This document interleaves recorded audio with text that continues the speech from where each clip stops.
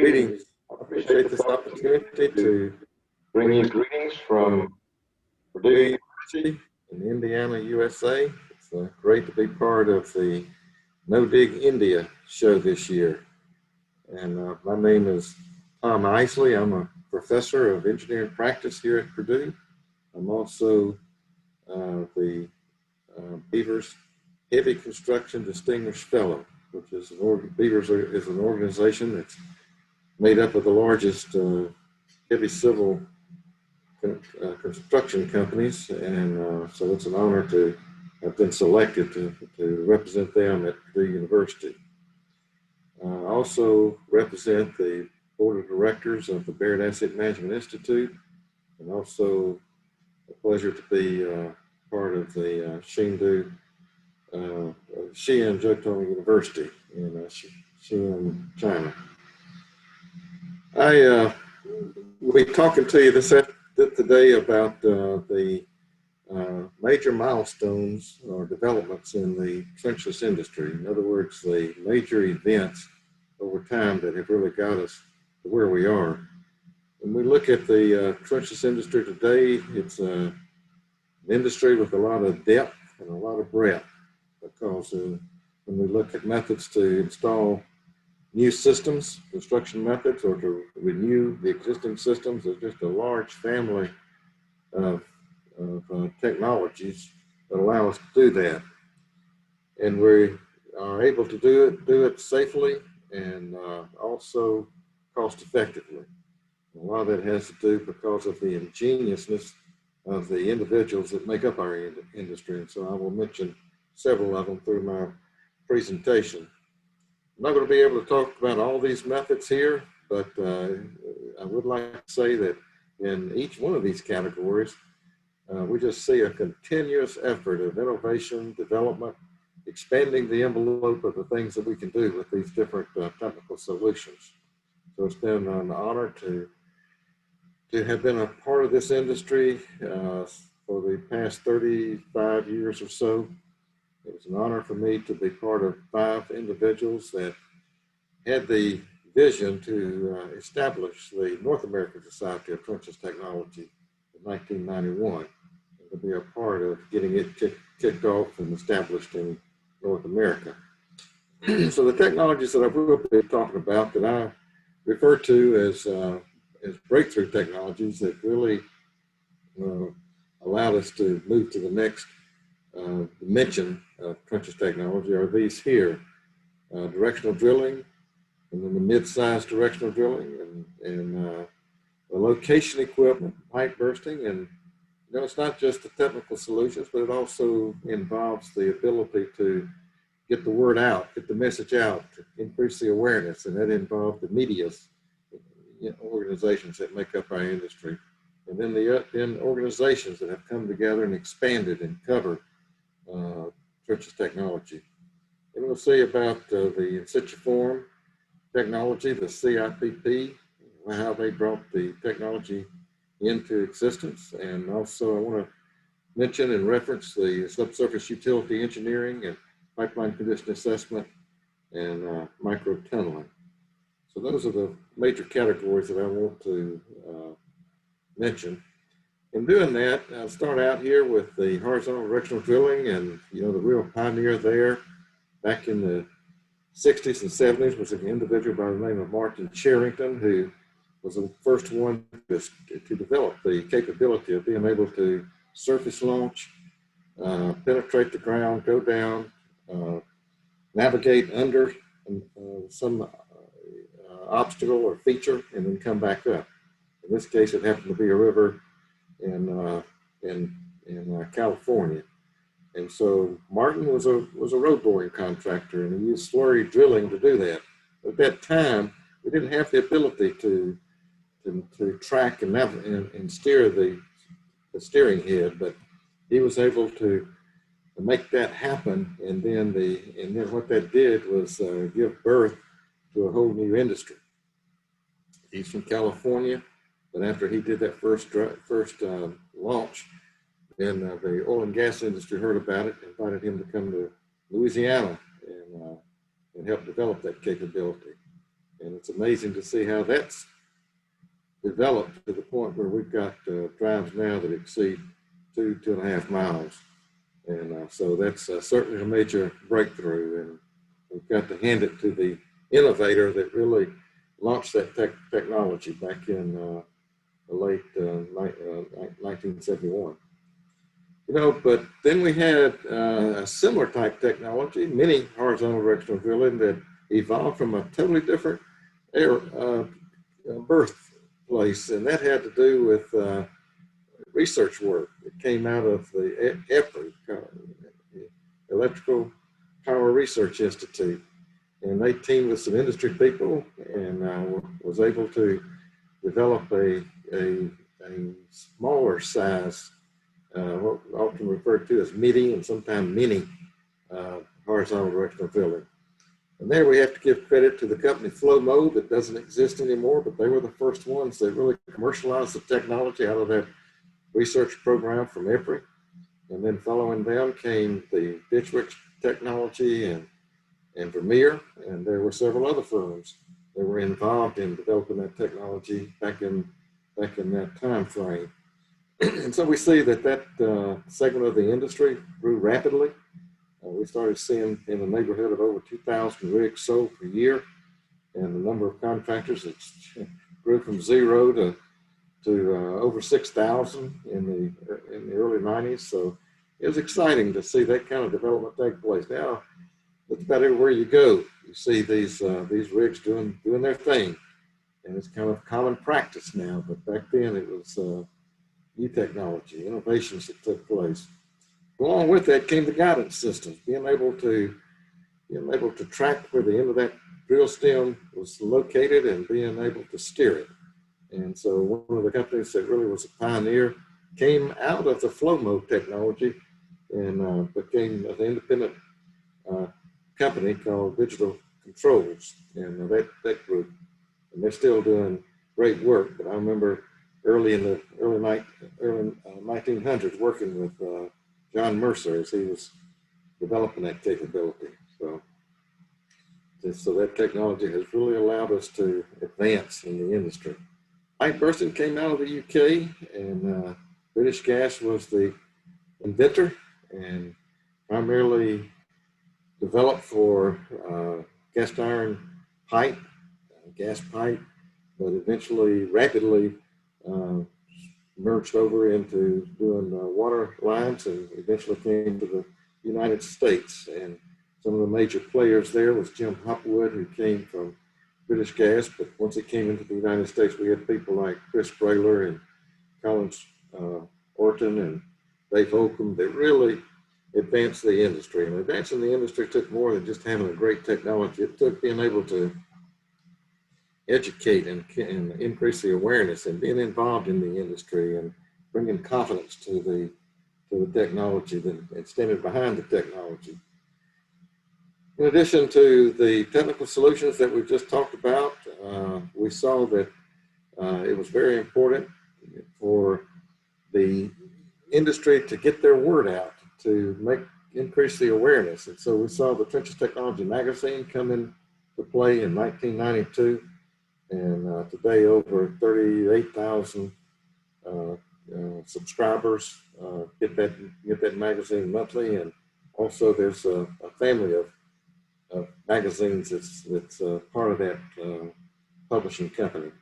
But we don't want to minimize the importance of publications, because again, that's how owners, that's how engineers and others, contractors learn about the ability of our technology.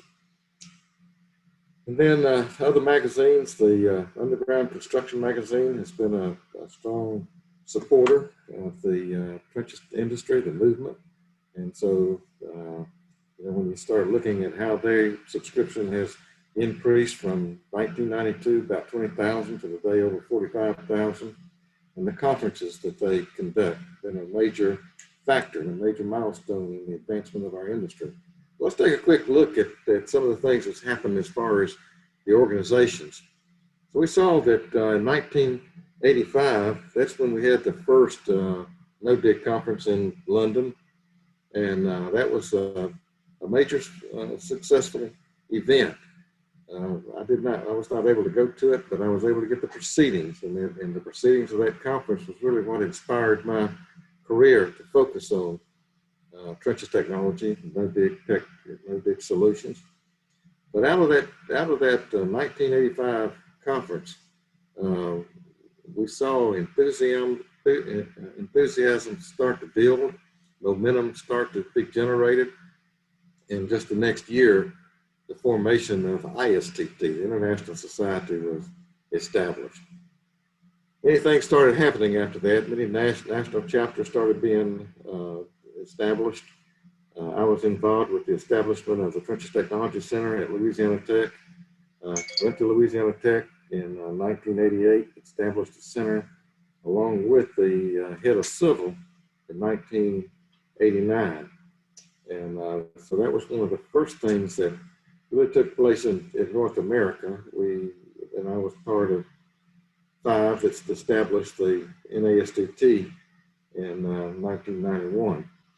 1992, the magazine was established, and then on that timeline, we started seeing NASDT sponsor the development of regional chapters and also student chapters. And one of the things that felt like was very important is that all of our problems, our challenges are local. So it's very important to have resources, not just at the national level, but also regionally to continue to support the industry.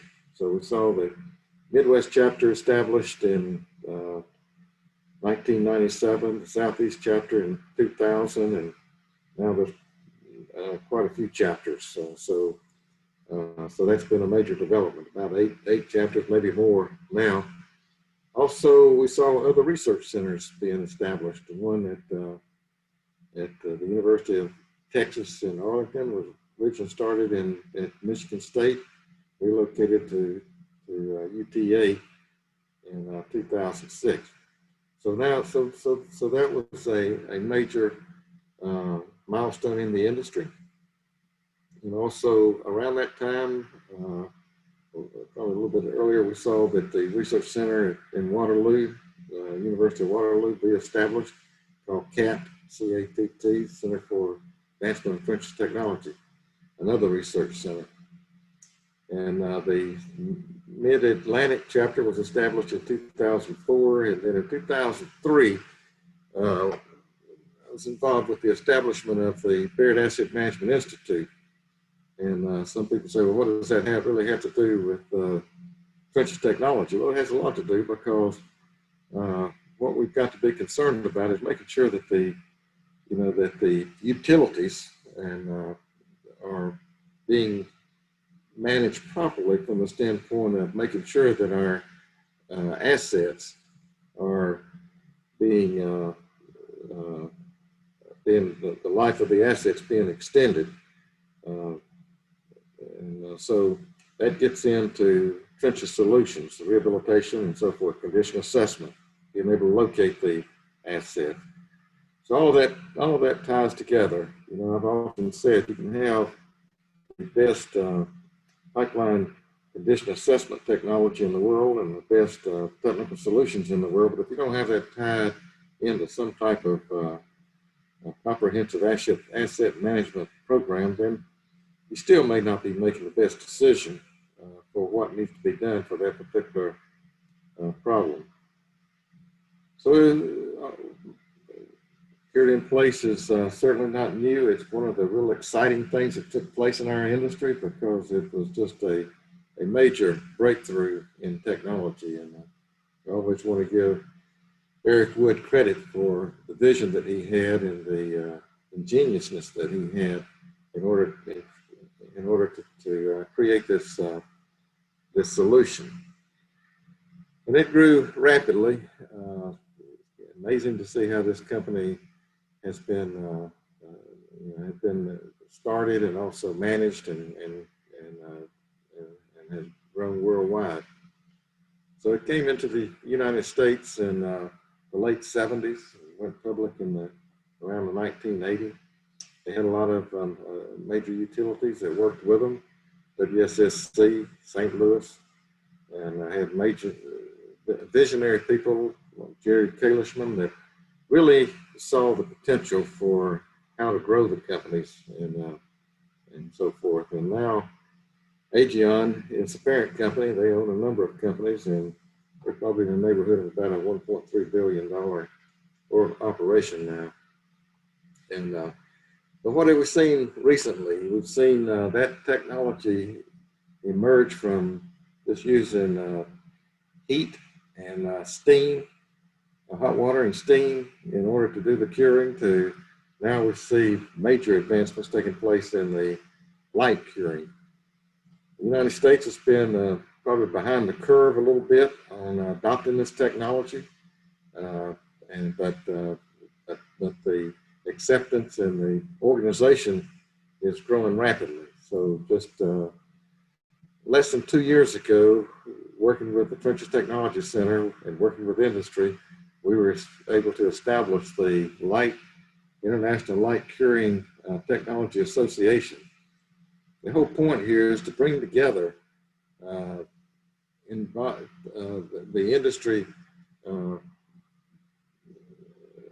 industry representatives in every aspect so that they can work together. And the whole point is to try to improve the design, the installation, the operation through the creation of partnerships among the utilities, the owners, the researchers, designers, contractors, and the industry itself. The whole idea is to make sure that we have a uniform program that can provide successful projects. And in doing that, we need to bring together the industry. And a lot of these industry players are competitors, but we want to make sure that they realize that if they don't work together, that the industry may never really achieve its potential. So there's a lot of benefits for working together. So this is how that organization looks today. So it's the International Light Curing Technology Association. We have an executive committee. I've been fortunate to serve on that. We have under that, in the organization, 4 major thrust areas or committees. One that deals with specs and the different type and testing programs and standard development and training and certification. And all of this has been achieved in less than 2 years, but there's a lot of activity that's going on and a very committed and dedicated group of people, professionals that's steering this. I want to move now to another area called subsurface utility engineering. And this is another area that we've seen develop. It involves a location of utilities and depiction of utilities. Mapping basically is what we're talking about. And we've seen that evolve from, say, witchcraft and guessing to using witching rods to utilizing different types of locating equipment and utilizing echo systems and ground penetrating radar. And most recently, we've seen major efforts being put into utilizing multi-sensory systems of various types. So it's just another example of how segments of our industry has grown. The one thing that we realize is that our industry must be focused on successful projects. And a successful project requires us to take a utility engineering approach. In other words, we've got to make sure that we understand the risk and how to identify the risk and manage the risk. And a lot of the risk has to do with trying to know what's underground, whether it's utilities or whether it's the geotechnical, geology.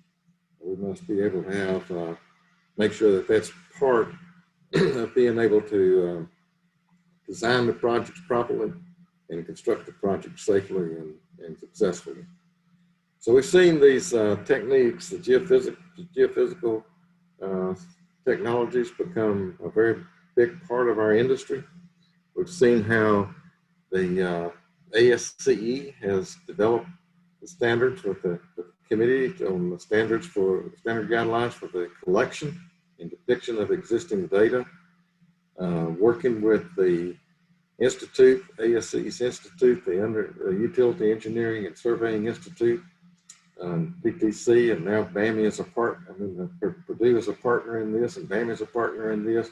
We've got the organizations working together to really provide to the industry good training. This is a 5-day school that's been taught 7 times. We will have the 8th one in February at Louisiana Tech University at the Country Technology Center.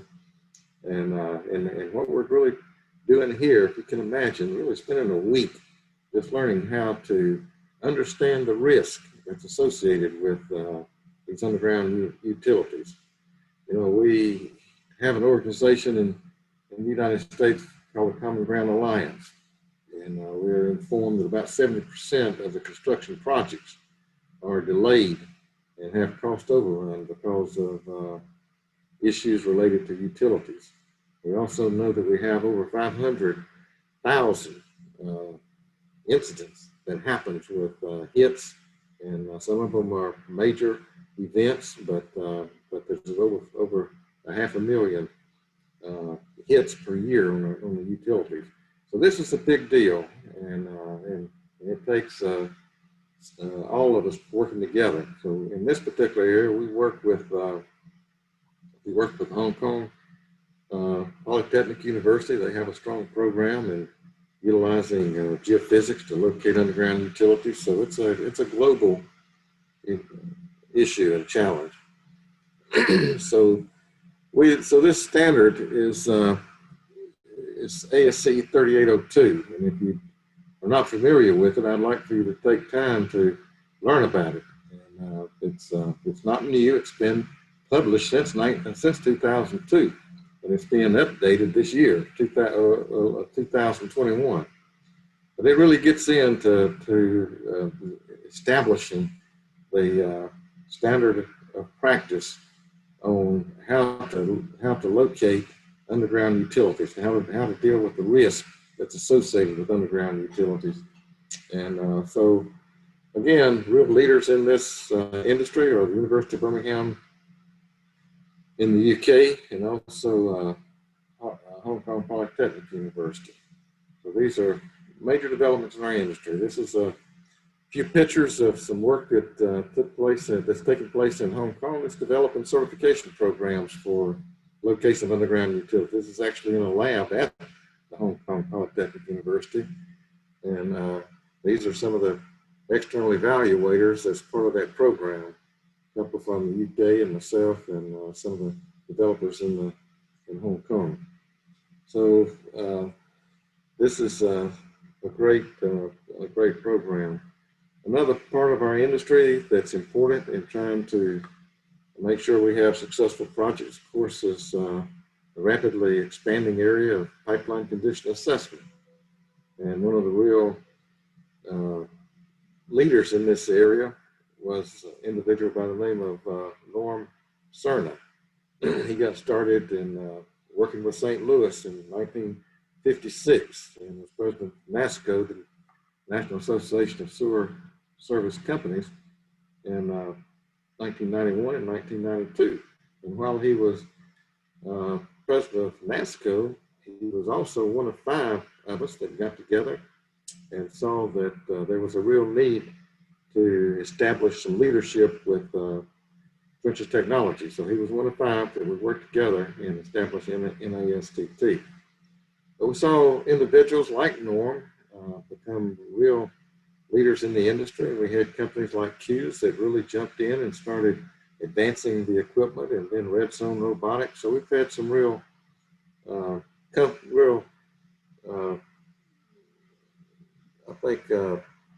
innovative, creative companies that have jumped in and really helped advance our industry.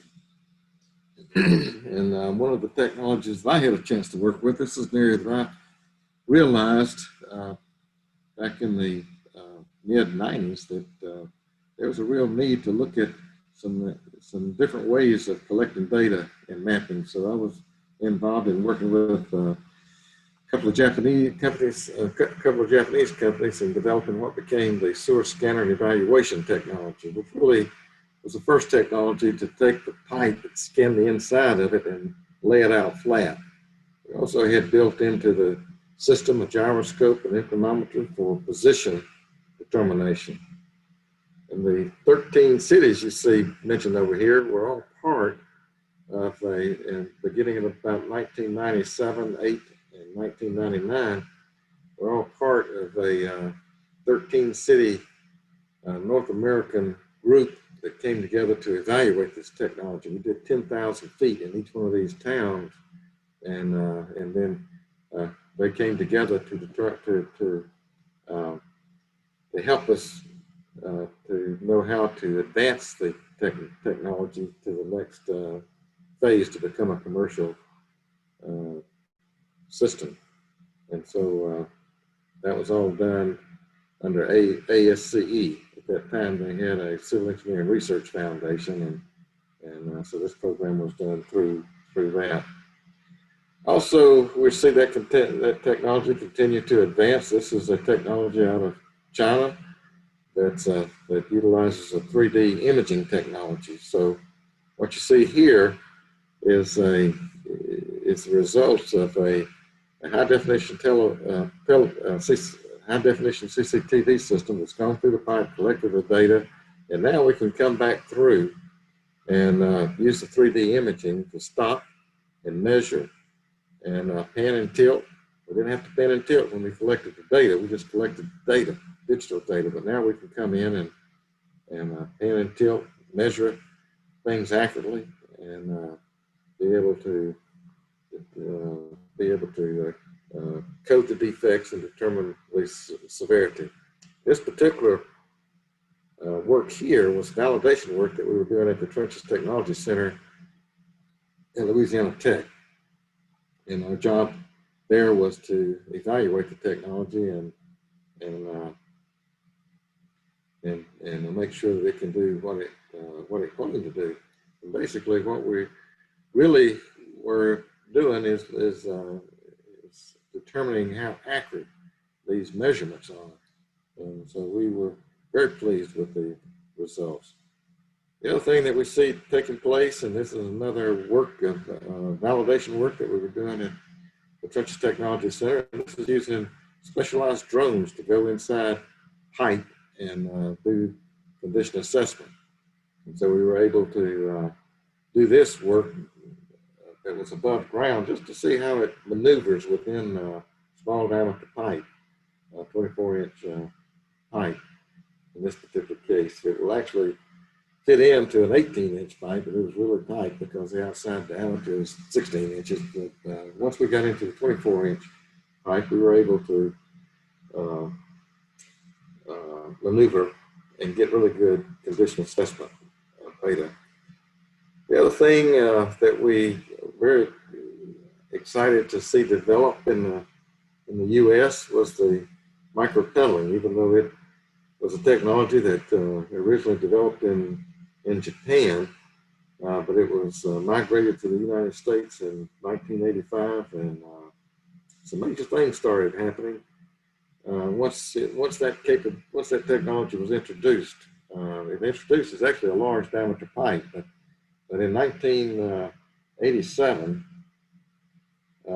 we started seeing the need for that capability, the microtunneling capability on smaller size pipe to put in typical wastewater systems. So we saw that technology really start to expand. We had in 1990, we had 3 companies that were here, ICW and Sotal, here in Connect, that were really helping to advance the microtunneling industry. Some major players, Alex Mickey, I had an opportunity to work with him in the late 80s, early 90s. He was the representative for ICW out of Japan.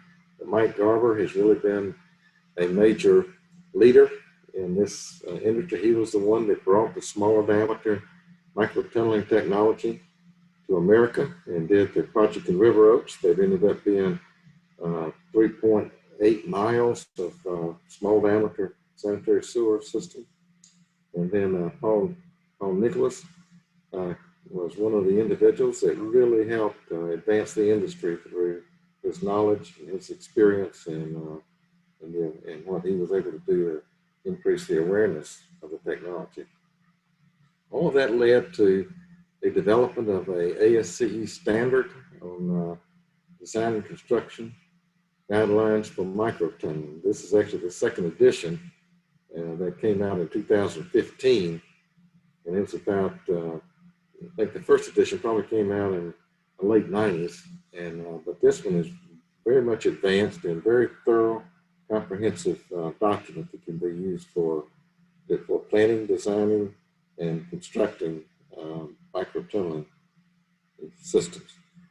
So when you really look at the amazing technology capability, I just like to describe this particular project. And we had a PhD student from China that came over and spent a year with us at Louisiana Tech at the TTC. During that time, I was able to go visit this project when he was on this project. Before he came to TTC, he spent a year on this particular project. But it really exemplifies the technology, the capability of the technology. When you really look at this particular project, you see the amazing capability.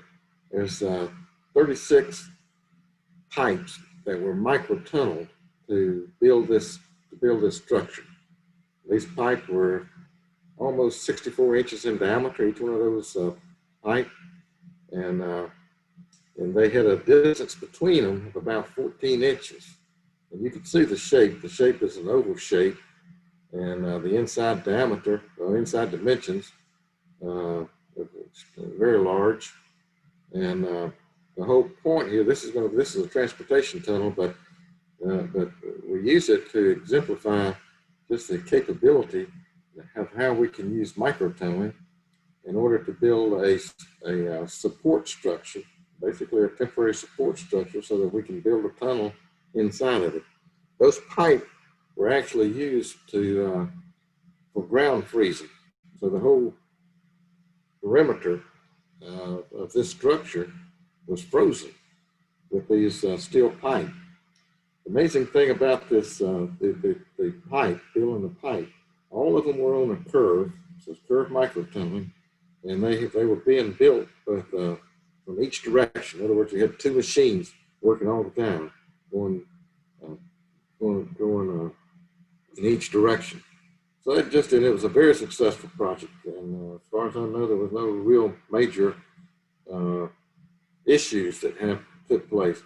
But one of the things they did, if you look at that pipe up in the upper right corner, 0, they did it first, just to prove that they could do this, if they could maintain the line and grade and on a curve. And so they did a test run first, then they jumped in and did all 36. So just a real credit to the technology. One of the things that I see in the future is utilizing microtunneling with PVC pipe in more places than Japan. This has been done for years, almost 30 years in Japan, but we haven't seen it. We saw microtunneling expand from Japan, but not with PVC pipe.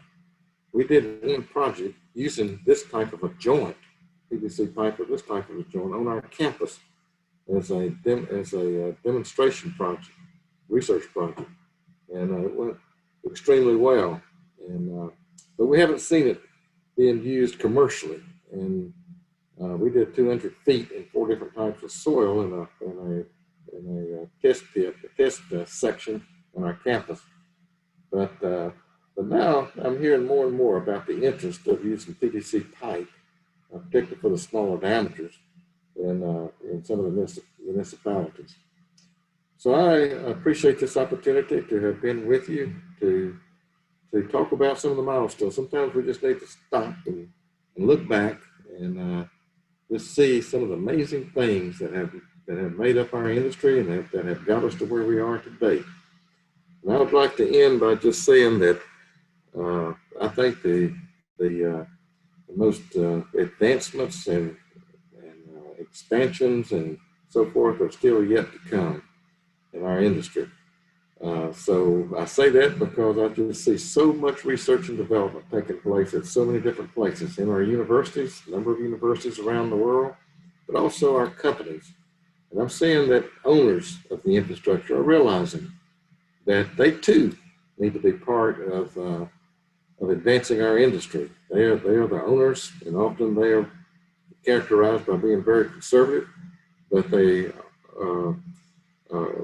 many of them are realizing that they can benefit from advanced technology. We see it in every aspect of our lives, and our underground infrastructure is no exception to that. So with that, I'll say that I wish I could be in India for this conference, but it didn't work out that way. But I appreciate the opportunity of being able to share some of my thoughts with you. Thank you very much. Development Council, the apex organization for the industry responsible for the effective development of the construction industry in the country, is organizing the India Construction Week 2020. This online international conference and exhibition from the 1st to 5th of December 2020 is being organized jointly with the Indian Society for Trenchless Technology. I am happy that during the event, which has several parallel webinars, important issues relating to the construction industry shall be discussed. I am particularly happy to note that one of the webinars is on the important area of construction and sustainable development goals. As you all know, construction has an important and indeed critical role in the quick revival of the Indian economy. It requires our major focus and concerted effort, and the government is committed to give this focus in the coming days. The major investment thrust of the government on building physical infrastructure will surely give a boost to the construction activities in all sectors of the economy. Niti Aayog is keen that the construction industry plays an effective and important role in the revival of the economy, while at the same time working for the UN Sustainable Development Goals. Our government is committed to these goals and to Agenda 2030. The Honorable Prime Minister has observed that these goals are similar to our own development objectives, and their achievement will therefore be crucial for the Indian economy. The discussion in the webinar on construction and sustainable development goals will be very important.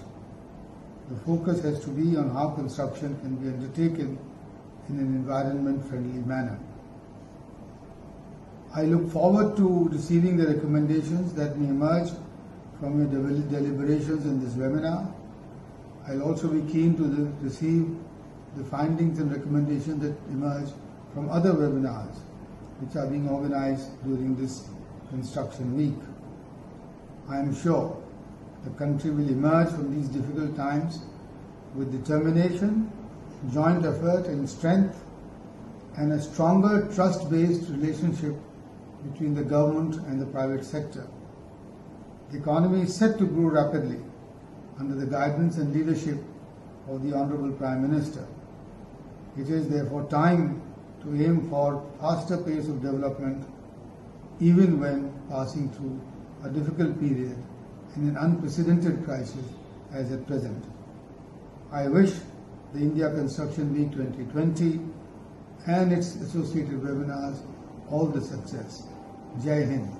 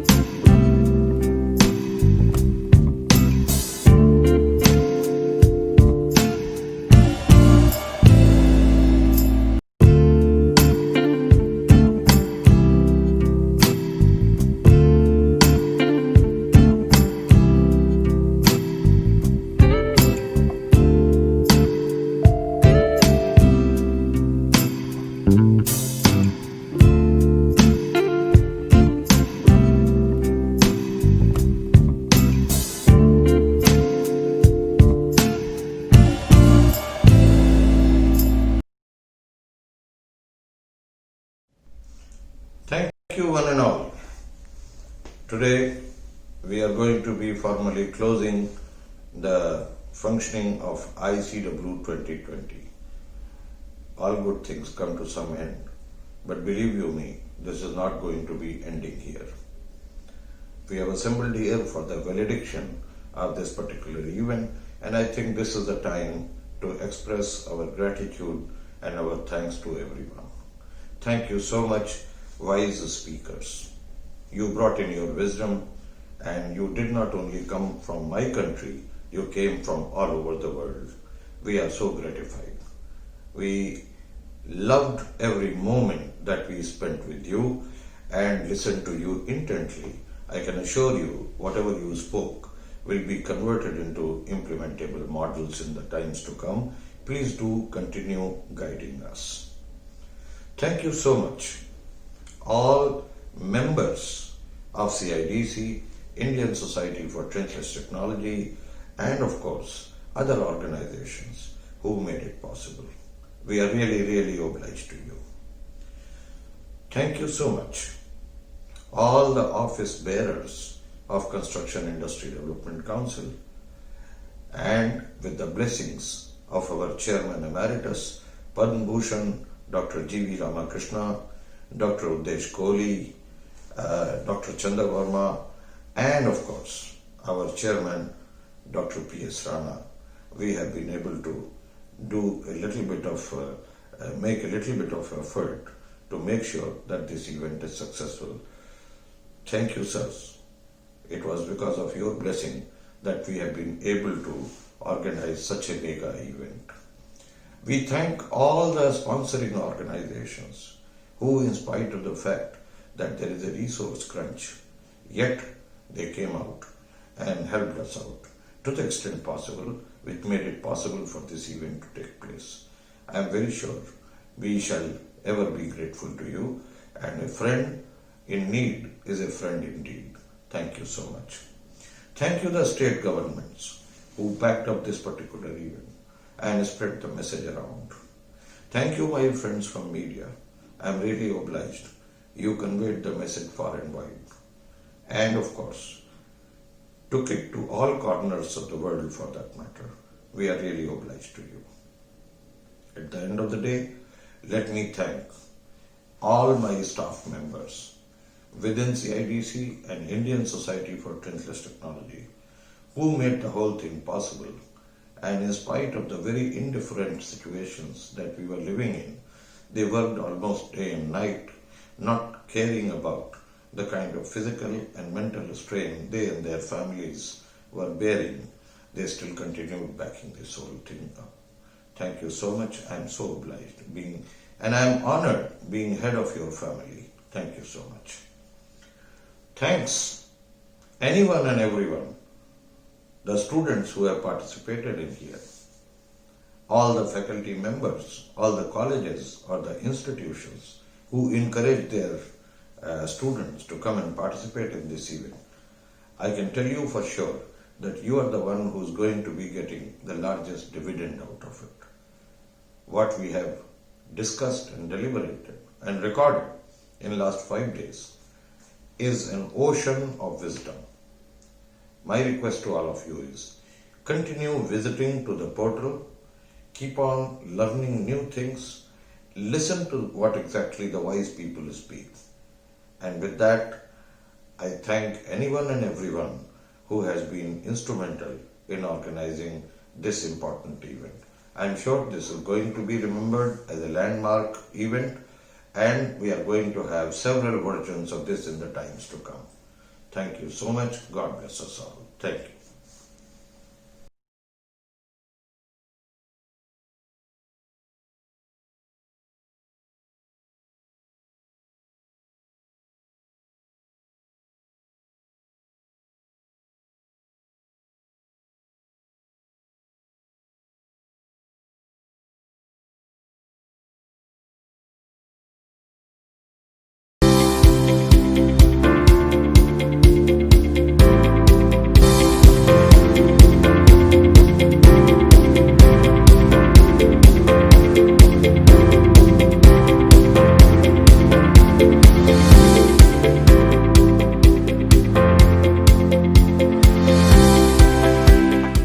Centre में food preservation का training ले रही हूँ। यहाँ पे हम practical कर रही हूँ। यहाँ पे हमें अचार बनाना, जाम बनाना, जेली बनाना आदि सिखाया गया है और उसके साथ यहाँ पे मार्केटिंग और पैकेजिंग की भी सिखाया गया है।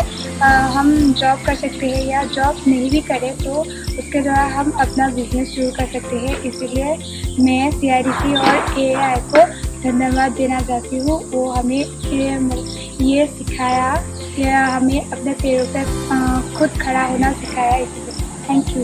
मैं CIDC में ट्रेनिंग करने के लिए आया हूँ, जो कि मिनिस्टर ब्रह्मो इंजीनियरिंग कॉलेज में कराया जा रहा है, जो कि कोकराझार डिस्ट्रिक्ट में है, असम में। मैं जो ट्रेड लिया हुआ हूँ वो है जनरल वर्क सुपरवाइजर का। ऑटो लेवल एक डिवाइस होता है जिसके जरिए लेवल ज़मीन का और दूसरी चीज़ों का लेवलिंग लिया जाता है। इस डिवाइस के मुख्य पार्ट्स है ये ट्राइपॉड स्टैंड में ये ट्राइपॉड स्क्रू होता है जिसके ज़रिए इसका हाइट एडजस्ट किया जाता है और हाइट के साथ साथ इसका लेवल भी एडजस्ट किया जाता है। I belongs from Risu, Meghalaya. I first 10 class.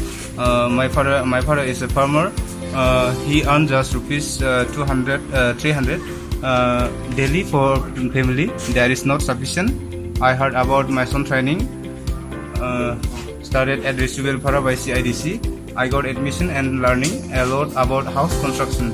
I learned about foundation, cement, sand, etc. By taking this training, I can make my future is better way. Thanks a lot to CIDC.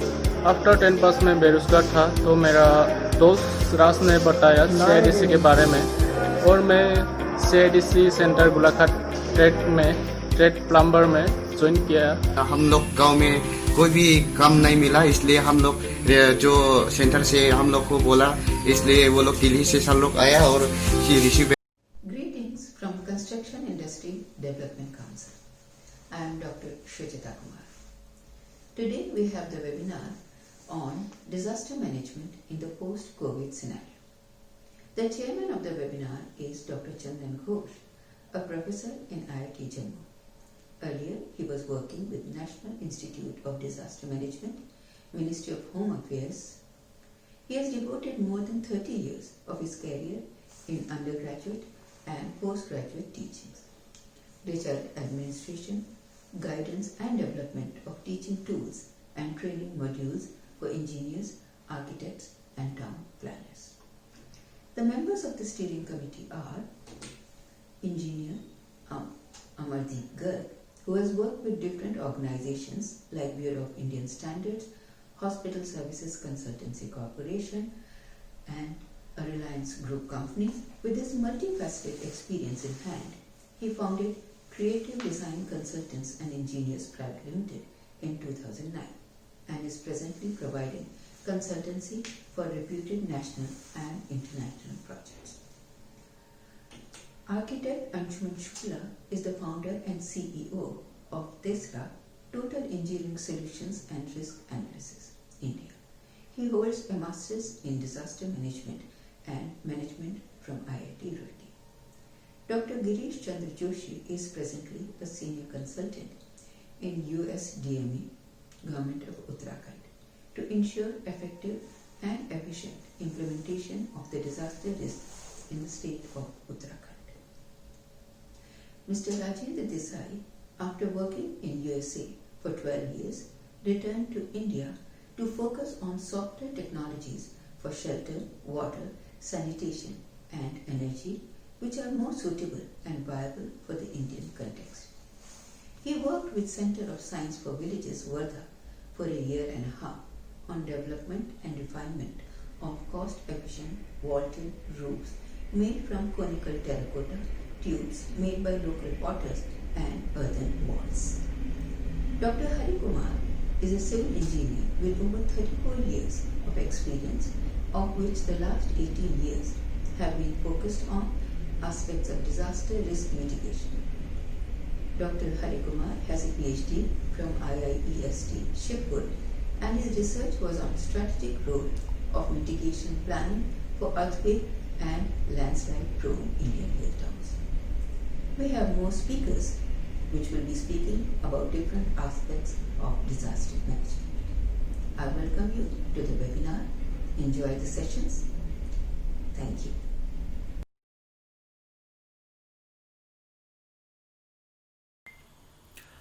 Namaskar.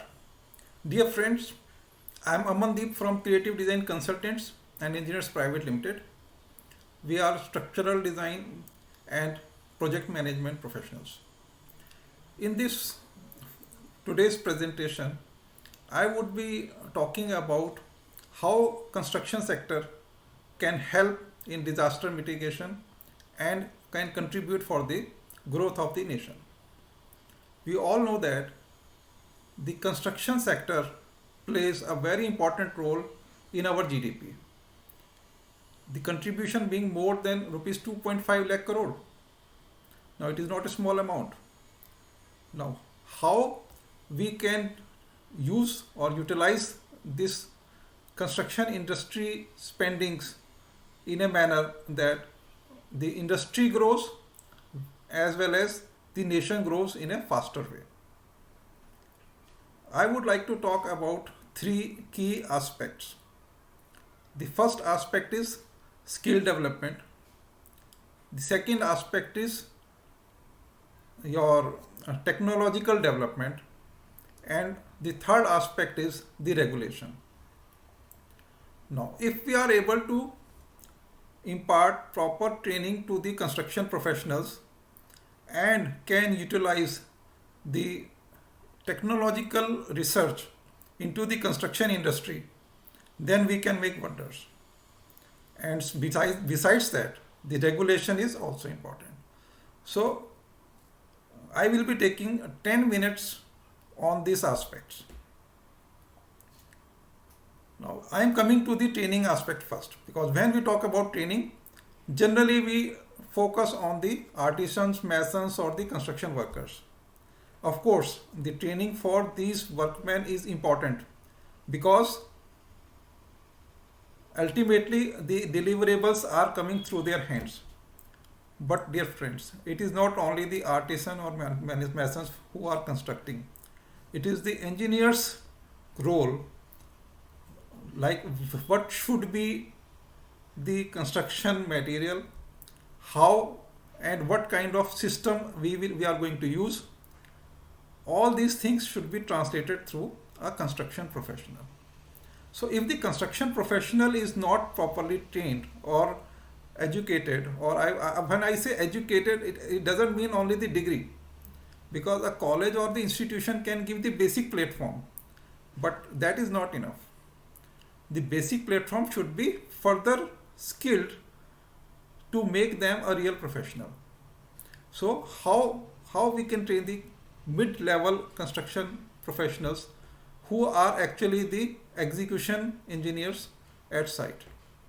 So first focus should be for the development of the construction engineers, because generally what is my personal finding is the engineers who are coming out of the colleges and reaching to the construction site, generally they are not following the further education.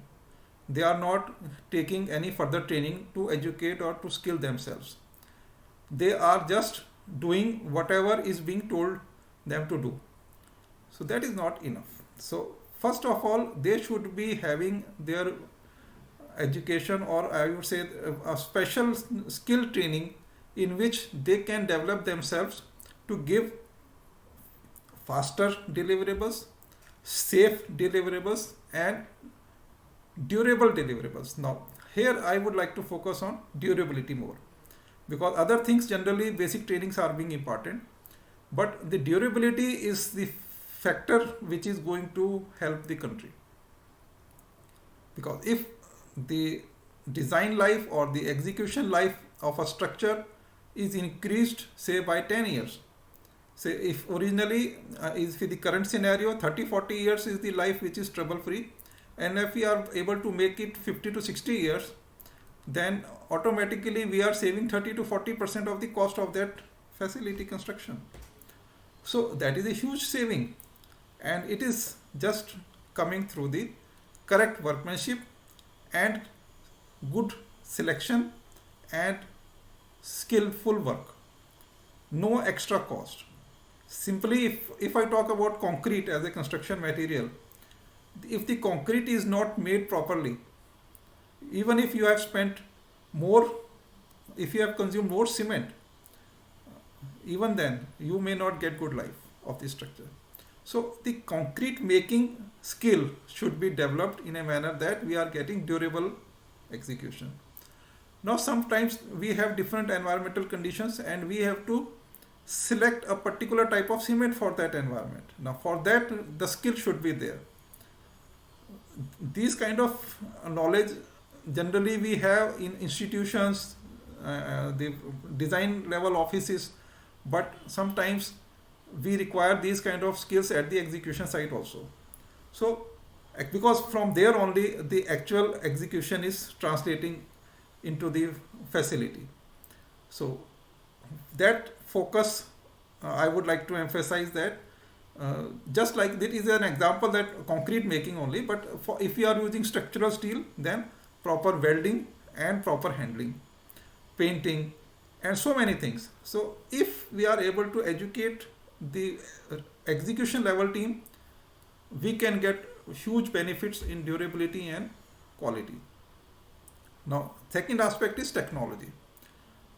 I find that quite a good research is being taking place in different research institutions, whether these are IITs, NITs, or other many excellent research institutions are working in this direction to get very suitable construction industry requirement related research.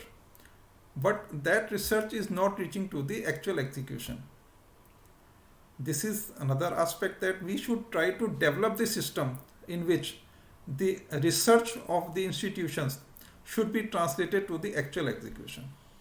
Now, construction industry professionals or the bigger groups, industries can participate, can handhold the technological institutions for the research to take it to the ground reality. So this is another suggestion how we should be able to take this actual research findings to the actual ground reality.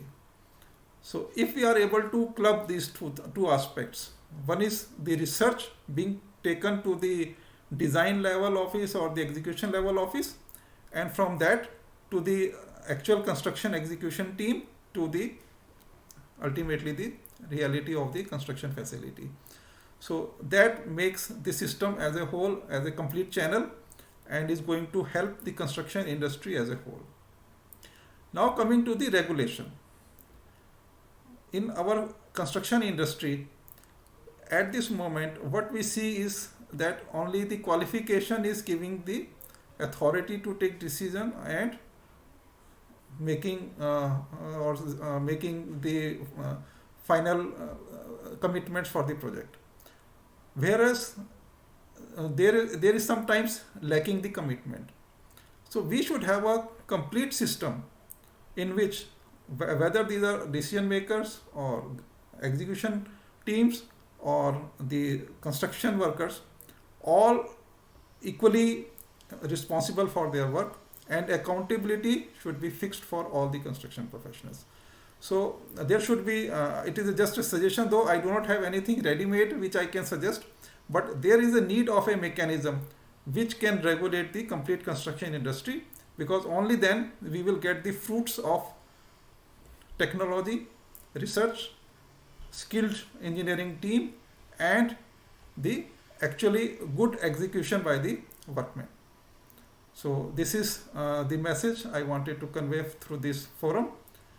For any point of view from my side, you can always communicate with me.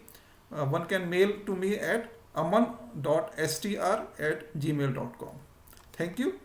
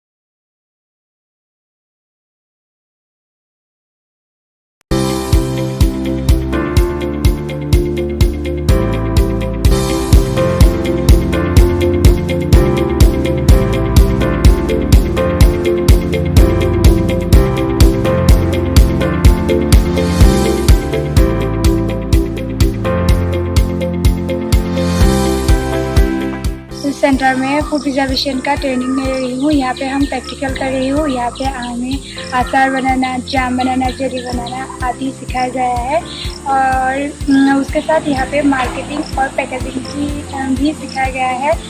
हम job कर सकते हैं या job नहीं भी करें तो उसके द्वारा हम अपना बिजनेस शुरू कर सकते हैं। इसीलिए मैं CIDC और AI को धन्यवाद देना चाहती हूँ। वो हमें ये सिखाया, या हमें अपने पैरों पर खुद खड़ा होना सिखाया। इसलिए थैंक यू। मैं CIDC में ट्रेनिंग करने के लिए आया हूँ, जो कि विनोशर इंजीनियरिंग कॉलेज में कराया जा रहा है, जो कि कोराझर डिस्ट्रिक्ट में है, असम में। मैं जो ट्रेड लिया हुआ हूँ वो है जनरल वर्क सुपरवाइजर का। ऑटो लेवल एक डिवाइस होता है जिसके ज़रिए लेवल ज़मीन का और दूसरी चीज़ों का लेवलिंग लिया जाता है। इस डिवाइस के मुख्य पार्ट्स हैं ये ट्राइपॉड स्टैंड में ये ट्राइपॉड स्क्रू होता है जिसके ज़रिए इसका हाइट एडजस्ट किया जाता है और हाइट के साथ साथ इसका लेवल भी एडजस्ट किया जाता है। I belongs from Risu, Meghalaya. I first 10 class. My father is a farmer. He earns just rupees 300 daily for family. That is not sufficient. I heard about my son training. Started at Risu Welfare by CIDC. I got admission and learning a lot about house construction. I learned about foundation, cement, sand, etc. By taking this training, I can make my future is better way. Thanks a lot to CIDC. After 10 पास में बेरोजगार था तो मेरा दोस्त राज ने बताया CIDC के बारे में और मैं CIDC सेंटर गुलाघाट ट्रेड प्लम्बर में ज्वाइन किया। हम लोग गांव में कोई भी काम नहीं मिला, इसलिए हम लोग जो सेंटर से हम लोग को बोला, इसलिए वो लोग दिल्ली से सब लोग आया और ऋषि वेलफेयर में अच्छा काम करना मिलेगा बोला, इसलिए हम लोग ट्रेनिंग के लिए CIDC के आया और हम लोग ये CIDC ट्रेनिंग खत्म होने के बाद हम अच्छा काम चुनेगा। यहाँ मैं सिद्धौली CIDC सेंटर में फूड प्रिजर्वेशन की ट्रेड पे हम लोगों को आम के आचार, जाम, स्क्वायर बनाना सिखा रही है। तो यहाँ पे हम लोग ये बेल की स्क्वायर बना रही हूँ। तो ये सीखने के बाद हम लोग पैकेजिंग और मार्केटिंग भी सीखेंगे और सीख भी रही हूँ।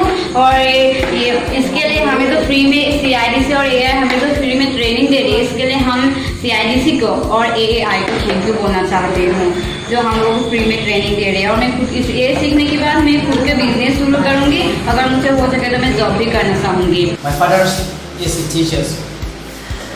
I'm taking training in Muslim Trade at Nongstoin Center.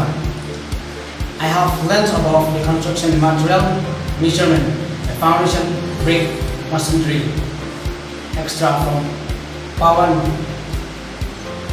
from South Pawan. After studying, I can work this trade and earn my living. हम लोग अभी पहले तो हम लोग 200 रुपया ऐसा मांगेगा। अभी हम लोग CIDC ट्रेनिंग लेने के बाद हम लोग जो काम उसको हम लोग सीखेगा, उसको हम लोग अभी 500, 600, 700 ऐसा मांगेगा। मैं असम से आई हूँ, मेरा डिस्ट्रिक्ट गोलाघाट। मैं पहले से गोलाघाट इंजीनियरिंग कॉलेज में CIDC पार्ट की सब्जेक्ट फूड प्रिजर्वेशन के लिए 3 मंथ की कोचिंग करने के लिए आई थी। वहाँ मैंने फूड प्रिजर्वेशन क्या है वो सीखा है। तो वहाँ का मैंने सिद्धौली सेंटर में ट्रांसफ़र की गई है। यहाँ पहला दिन से मैं अचार, जैम, जेली कैसे बनाती है वो सब सीखा है। और उसके बाद मैंने मार्केटिंग और पैकेजिंग भी बहुत सारी बातें सीखने के मिले हैं। तो इसीलिए मैं जो भी जॉब और ना तो मैं अपनी बिजनेस शुरू करना चाहती हूँ।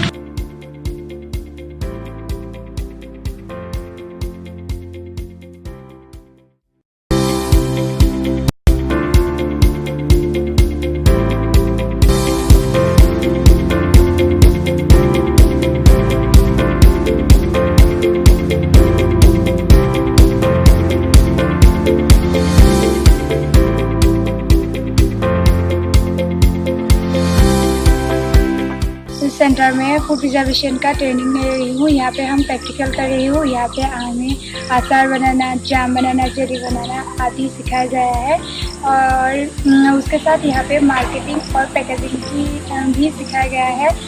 हम जॉब कर सकते हैं या जॉब नहीं भी करें तो उसके द्वारा हम अपना बिजनेस शुरू कर सकते हैं। इसीलिए मैं CIDC और AI को धन्यवाद देना चाहती हूँ। वो हमें ये सिखाया कि हमें अपने पैरों पर खुद खड़ा होना सिखाया, इसलिए थैंक यू।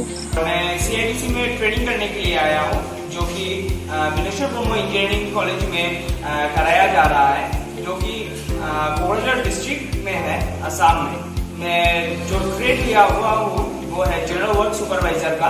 ऑटो लेवल एक डिवाइस होता है जिसके जरिए लेवल ज़मीन का और दूसरी चीज़ों का लेवलिंग लिया जाता है। इस डिवाइस के मुख्य पार्ट्स हैं ये ट्राइपॉड स्टैंड में ये ट्राइपॉड स्क्रू होता है जिसके ज़रिए इसका हाइट एडजस्ट किया जाता है और हाइट के साथ साथ इसका लेवल भी एडजस्ट किया जाता है। I belongs from Risu, Meghalaya. I first 10 class. My father is a farmer. He earns just rupees 300 daily for family. There is not sufficient. I heard about my son training. Started at Risu Belfara by CIDC. I got admission and learning a lot about house construction. I learned about foundation, cement, sand, etc. By taking this training, I can make my future is better way. Thanks a lot to CIDC. After 10 पास में बेरोजगार था तो मेरा दोस्त राज ने बताया CIDC के बारे में, और मैं CIDC centre Golaghat trade plumber में ज्वाइन किया। हम लोग गांव में कोई भी काम नहीं मिला, इसलिए हम लोग जो सेंटर से हम लोग को बोला, इसलिए वो लोग दिल्ली से सब लोग आया और ऋषि बेलपारा में अच्छा काम करना मिलेगा बोला, इसलिए हम लोग ट्रेनिंग के लिए CIDC के आया। और हम लोग ये CIDC ट्रेनिंग खत्म होने के बाद हम अच्छा काम चुनेगा। यहाँ मैं सिगोली CIDC सेंटर में खुद में ट्रेड पे हम लोगों को आम के आसार, जाम, स्क्वायर बनाना सिखा रही है। तो यहाँ पे हम लोग ये बेल की स्क्वायर बना रही हूँ। तो ये सीखने के बाद हम लोग पैकेजिंग और मार्केटिंग भी सीखेंगे और सीख भी रही हूँ। और ये इसके लिए हमें तो फ्री में CIDC और AI हमें तो फ्री में ट्रेनिंग दे रही है। इसके लिए हम CIDC को और AAI को थैंक यू बोलना चाहती हूँ, जो हम लोग को फ्री में ट्रेनिंग दे रहे हैं। और मैं खुद ये सीखने के बाद मैं खुद के बिजनेस शुरू करूँगी, अगर मुझसे हो सके तो मैं जॉब भी करना चाहूँगी। My father is a teacher. I'm taking training in Muslim Trade at Nongstoin Center. I have learned about the construction material, measurement, the foundation, brick, masonry, extra from Pawan, from Sir Pawan. After training, I can work this trade and earn my living. हम लोग अभी पहले तो हम लोग 200 रुपया ऐसा मांगेगा। अभी हम लोग CIDC ट्रेनिंग लेने के बाद हम लोग जो काम उसको हम लोग सीखेगा, उसको हम लोग अभी 500, 600, 700 ऐसा मांगेगा। मैं असम से आई हूँ, मेरा डिस्ट्रिक्ट गोलाघाट। मैं पहले से गोलाघाट इंजीनियरिंग कॉलेज में CIDC पार्ट की सब्जेक्ट फूड प्रिजर्वेशन के लिए 3 मंथ की कोचिंग करने के लिए आई थी। वहाँ मैंने फूड प्रिजर्वेशन क्या है वो सीखा है। तो वहाँ पर मैंने सिडोली सेंटर में ट्रांसफ़र की गई है। यहाँ पहला दिन से मैं आचार, जैम, जेली कैसे बनाती है वो सब सीखा है। और उसके बाद मैंने मार्केटिंग और पैकेजिंग भी बहुत सारी बातें सीखने के मिले हैं। तो इसीलिए मैं जो भी जॉब और ना तो मैं अपनी बिजनेस शुरू करना चाहती हूँ।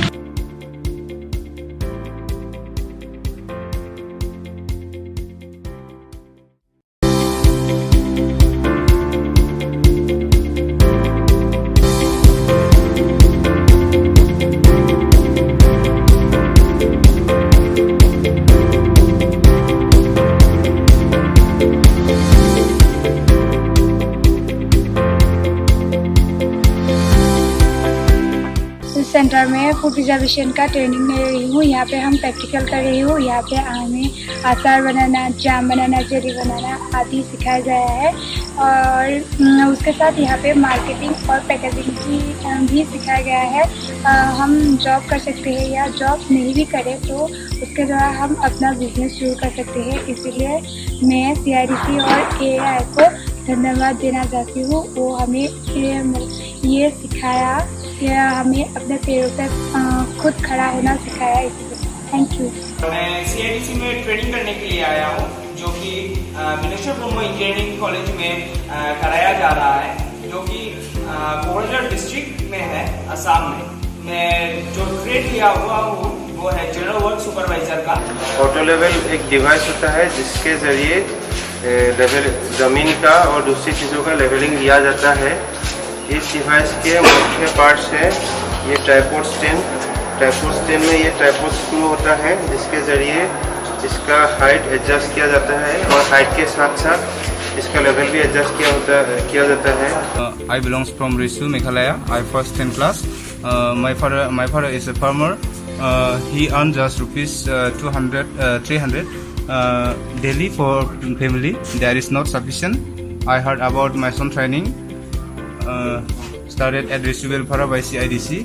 I got admission and learning a lot about house construction.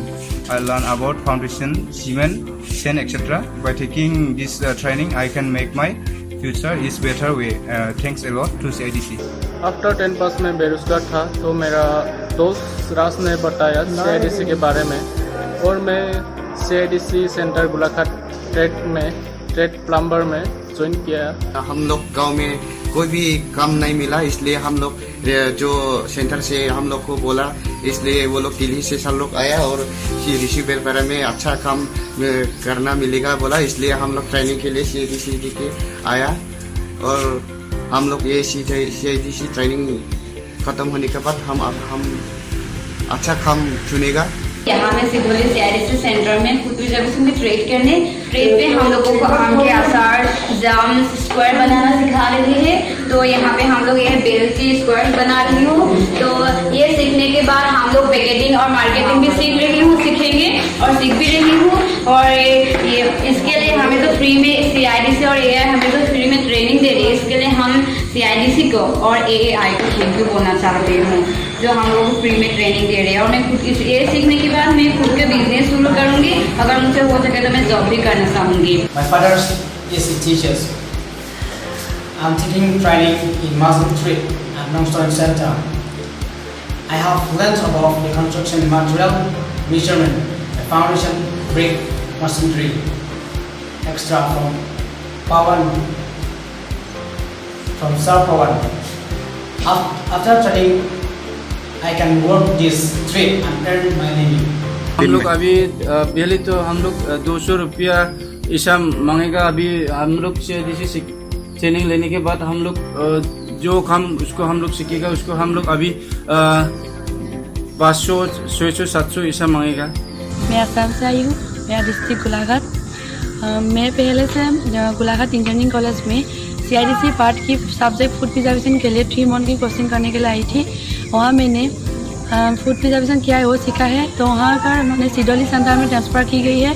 यहाँ पहला दिन से मैं आचार, जैम, जेली कैसे बनाती है वो सब सीखा है। और उसके बाद मैंने मार्केटिंग और पैकेजिंग भी बहुत सारी बातें सीखने के मिले हैं। तो इसलिए मैं जो भी जॉब और ना। This is Rajendra Desai from National Center for People's Action in Disaster Preparedness. I'm going to talk about educating the practicing building artisans for better construction and disaster safety.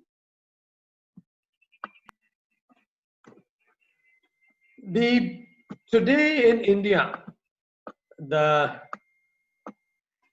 building performance scenario is worrisome.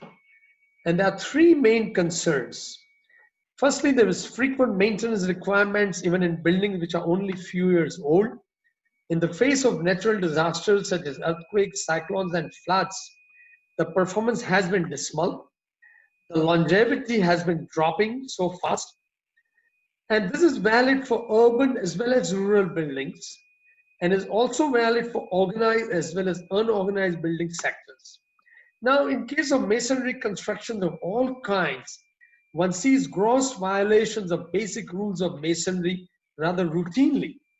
And where the steel bars are used in the masonry, one finds problems of connections as well as placement. Now, in case of RCC construction, one finds wrong reinforcement arrangement, absence of ductile detailing, and absence of cranking in slabs.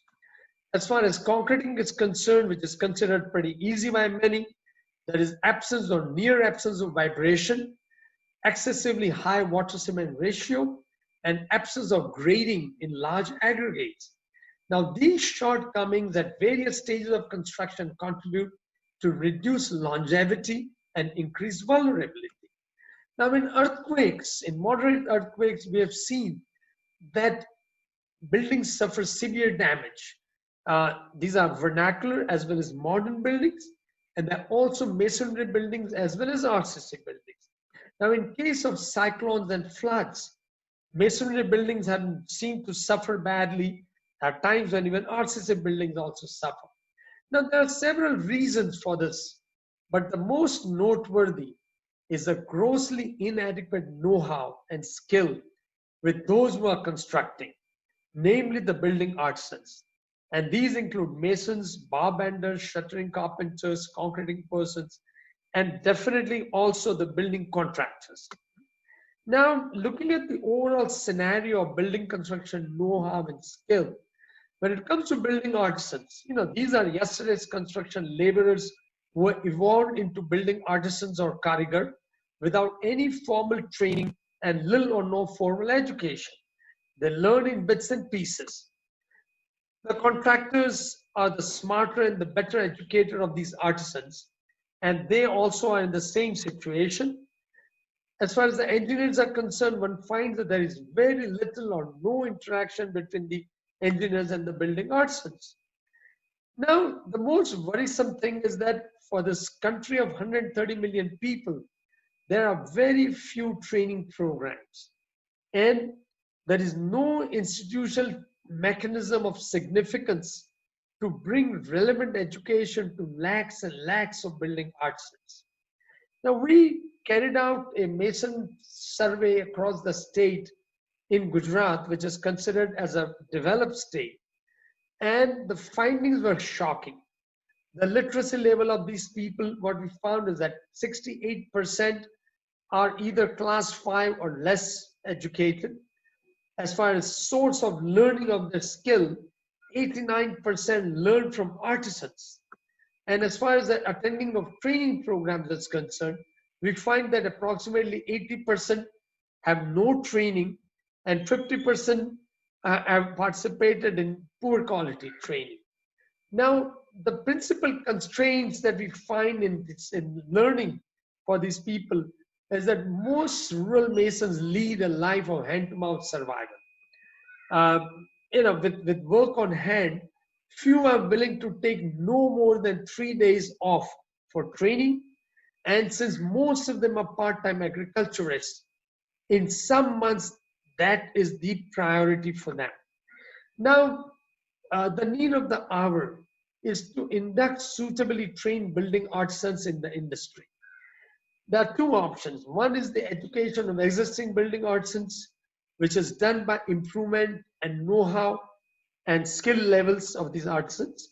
The other option is of creation of new building artisans through imparting necessary know-how and skills to the unskilled individuals.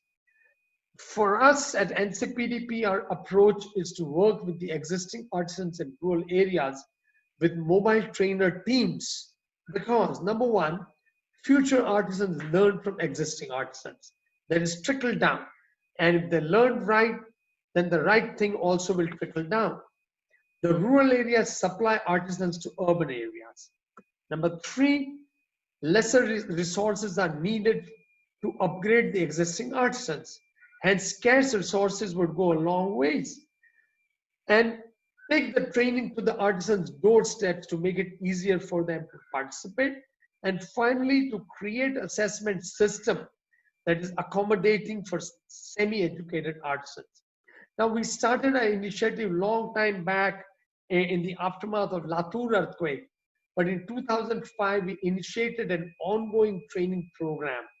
And in 2009, this program was modified into a 3-day program with assessment included in it. And in this program now, we have covered no less than 5,000 building artisans. Now, the important attributes of this program is, number one, it is conducted at the doorstep of the artisans in the villages where they live and work. The program is of 3-day duration, since overwhelming majority of them prefer that duration. It is done in local language, and it focuses on the popular local practices and it covers only the most critical issues considering the time constraint we have. Each participant gets 200 rupee daily stipend to cover the family's food expense. Uh, Only the practicing building artisans with couple of years experience at least are eligible. Apprentices and laborers are not. The detailed assessment is done for each candidate during the training, and the successful candidate is given a certificate with a grade. Now, the training requires continuous groundwork in order to register these candidates.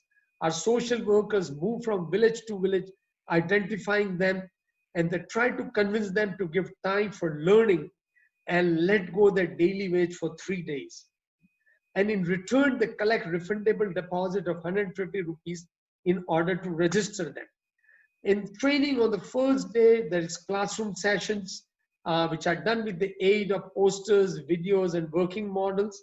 These are conducted at local school or local temple or a community hall in the village, and candidates go home for lunch. On day 2, we have hands-on sessions all day. The work is done on the mock-up, since that gives us total control on what is to be done. And this is accompanied with continuous assessment.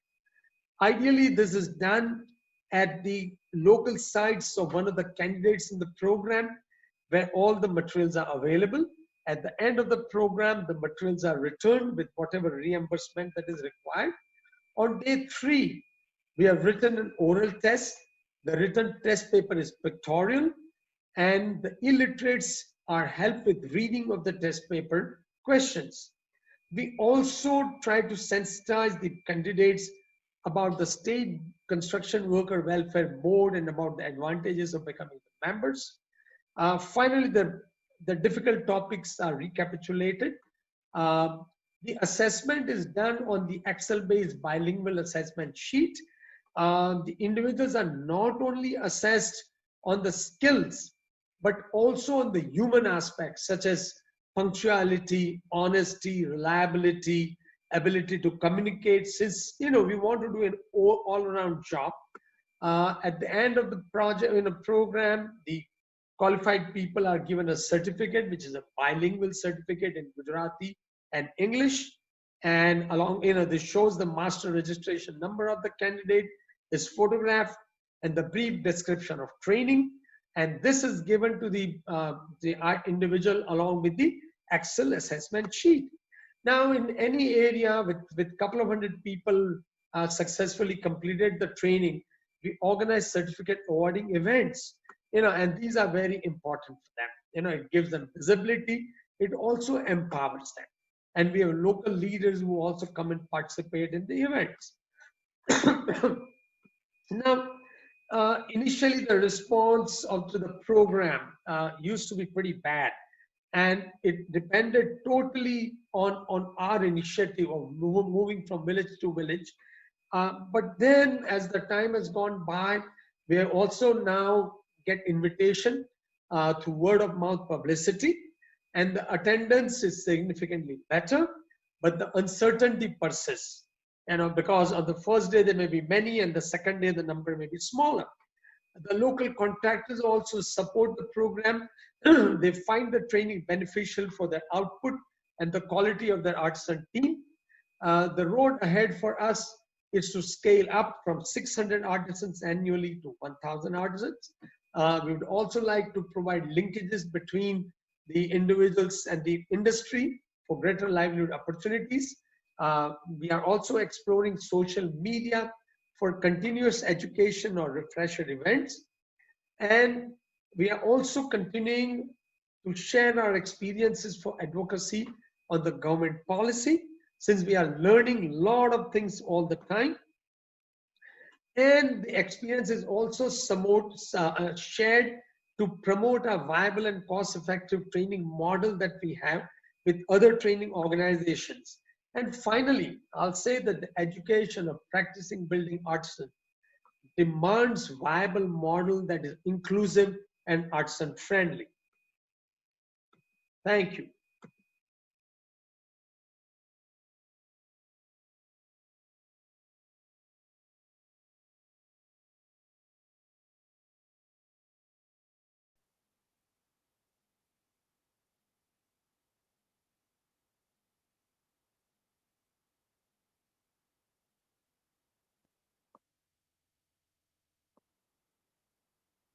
Namaskar. Welcome to CIDC Construction Week 2020. It is going to start from 1st December to 5th December and entirely online. And you know the reason is COVID. So in this mega adventure by Construction Industry Development Council, there are several sectional committees have been made. One of that is disaster management. So obviously, in this session, we all gathered here from various aspects of our work, as well as teaching, research, construction, training, capacity building.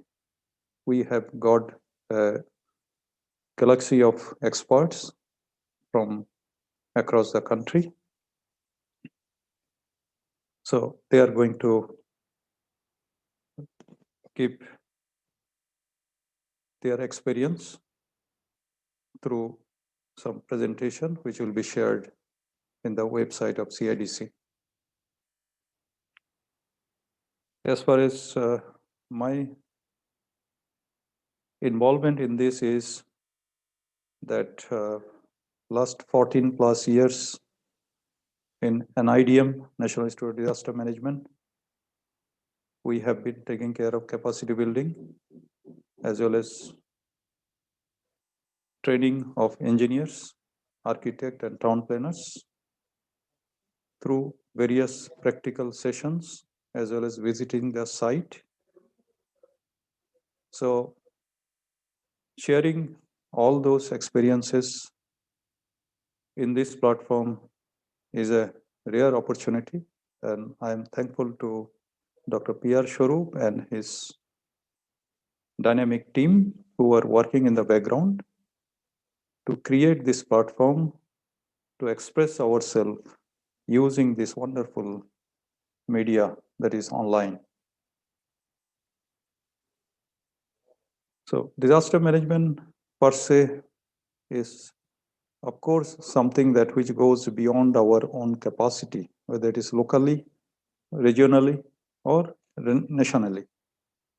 And various disaster types are being identified, and many things are happening in the country and which are affecting our economy. But especially how we look at the disaster management from the COVID situation that made us completely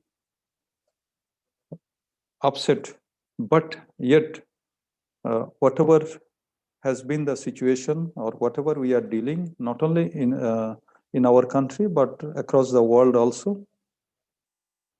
I shall be presenting before you what is the current country scenario and world scenario, and especially with a special motivation towards a disaster resilient construction. So if I take this photo that which is being sketched, rather is being shown over here, this is the task of ensuring disaster resiliency, or rather earthquake impact on a building that which have to be properly connected, especially the red colored stirrup that which are seen over here, which are mandatory as per code, which was published in 1962 onward. Several revision has been taken. Last revision has been done in 2016. The enforcement as well as allowing such kind of reinforcement or stirrup at the beam column junction is a very rare things that happen in the construction site. Though it is mandatory, but we simply neglect it because it is not easily possible to incorporate these stirrups at the beam column junction. So is the casual attitude towards making stirrup ends at 135 degree rather than 90 degree. We have seen several thousands of failures just because these two things are not ensured in the bar bending schedule, even though it is there in the structural design. Now, to take it a step further, I want to show that this is a perfect position of the beam and column, which is again in majority of the constructions.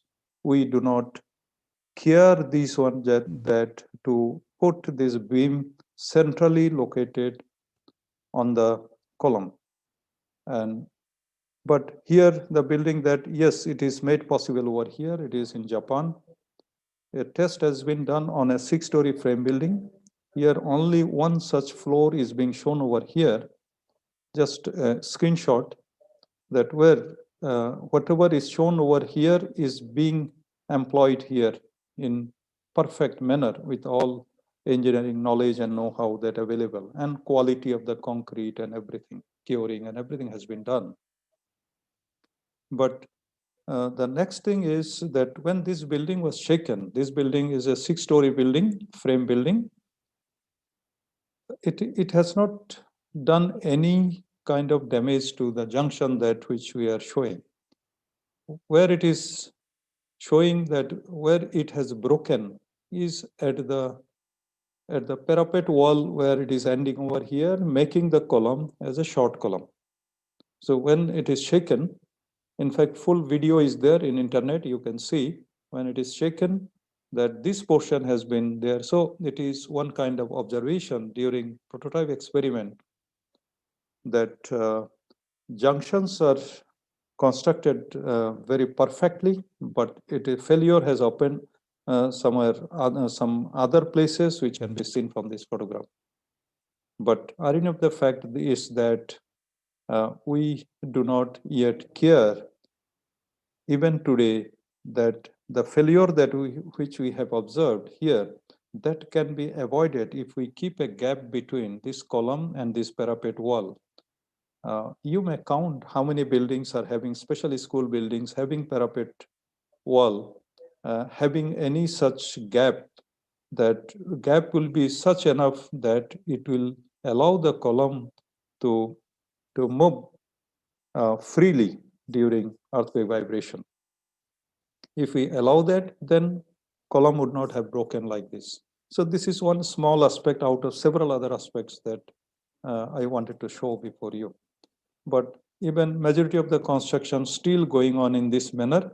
So if this is the way that we make our beam column junctions to stay like in this manner, then we cannot ensure resiliency in the building. So now context of today's discussion is, first thing I want to show that how COVID effect has been taken into the construction domain in the last few months, and then how earthquake threats from Himalaya, which is unavoidable and which is natural again, but how we can make use of our experience in ensuring resiliency in the structure in the country as well as in the abroad. Then how we can replicate resiliency in the current or modern structure. That also will show. And some aspects of landslides, though we say that landslides are nature made, but majority of the landslides are happening in the constructions or infrastructure that were man-made. They are mostly created by man-made facilities that which is being there plenty in a manner that this kind of things happens, but how to take care of that by simple manner that I'll show. And what are the failure from the learning, like I have shown in the first slide, and how it can be used with a very simple, affordable, economic means to ensure resiliency. So as far as construction is there, I would rather say that it is COVID-19 impact, rather IM impact on mega constructions, where many such mega constructions, they are now taken back on foot to meet their target, even though it may be a little delay. But there are some technology, precast constructions, and many places now they are taking place. So construction pace has increased. You know that a 10-story building or 20-story building can be done in now hours. So that is the pace of construction has taken up. So in the COVID scenario, when construction cannot be stopped, but accelerating the construction with quality and resiliency is the main focus. So these are just a screenshot taken from the Civil Engineering and Construction Review, a magazine that which is very popular in the country since 1988, where you can get that what is the construction scenario in the country. And there are many such international magazines are also there, like International Constructions, where you will see that what is going on where. So, in fact, disaster impact, the lessons learned and implementation there, that what is reality. The earthquake threats from Himalaya, which is unavoidable, though, but yet we can assure some resilience in that. BIS code, which are available since 1962, several revisions made, but yet not perfected to the ground. I have shown you something, and I will show more. But how we can ensure those perfections and implementation, that is the main point of this discussion. Many structures which are for thousands of years, they have tested their resiliency, but they are not truly replicated or manifested in the new constructions or modern constructions. So that also I'll show. And there are authorized constructions are there as per paperwork. It is all authorized, but codal provisions are in many of these constructions which are so-called authorized, legal, and which are all, I would say, in paperwork, it is everything there, but codal provisions, they, as per disaster management, as per earthquake, they are unfit in many places or not applicable. Then retrofitting of buildings in the midst of faulty constructions of new ones, even new constructions are going on where they need also retrofitting, which is very sorry state of affair, and it is going on in an unabated manner. So how to take care of those things also, I'll show some example. Training and capacity buildings, and where is the missing link, that also I would like to highlight. Now, as far as what is going on and what are the COVID and construction, what is the international news update is that new lockdown currently exclude construction, 3rd November only. And we are also little unrestrictive in the construction because it occupies a significant part in our GDP as well as in our economy and in the employment also. Construction to continue in France, 29th October. So the construction and building sectors will continue to operate because we cannot avoid that. And US economy recovering from sharpest recession in the history, because in the general expectation for some sectors to see improvement as soon as next year. So the earthquake we record, it happens within few minutes, it comes to our website, we can see that what is the intensity. But this is the Himalaya where continuously that many earthquakes are happening. We are recording them, putting them in the map, in the Google Earth. We know how many of them have happened. We know every statistics. But at the same time, seismologists have projected also that what are the potential earthquakes which are very likely, most likely to happen in any time in near future. See that 8.5 magnitude earthquake, which is overdue over here, which is near to Delhi, Aligarh, Mathura, Agra, Lucknow, within 200 to 300 kilometers from the Himalaya, where such earthquake, they are ready to come anytime. It may burst anytime. But when such earthquake happens, then what are the kind of construction that we are doing, and still neglecting or still thinking that after 1950 earthquake, we have not experienced any such big earthquake. But if you still expect that, let it come, then we'll see But it is not the case. Case is that we have to make our building and infrastructure resilient enough as per Indian Standard Code experts and the practice that being done in Japan, Taiwan, Turkey, and other California, and many other earthquake-prone countries.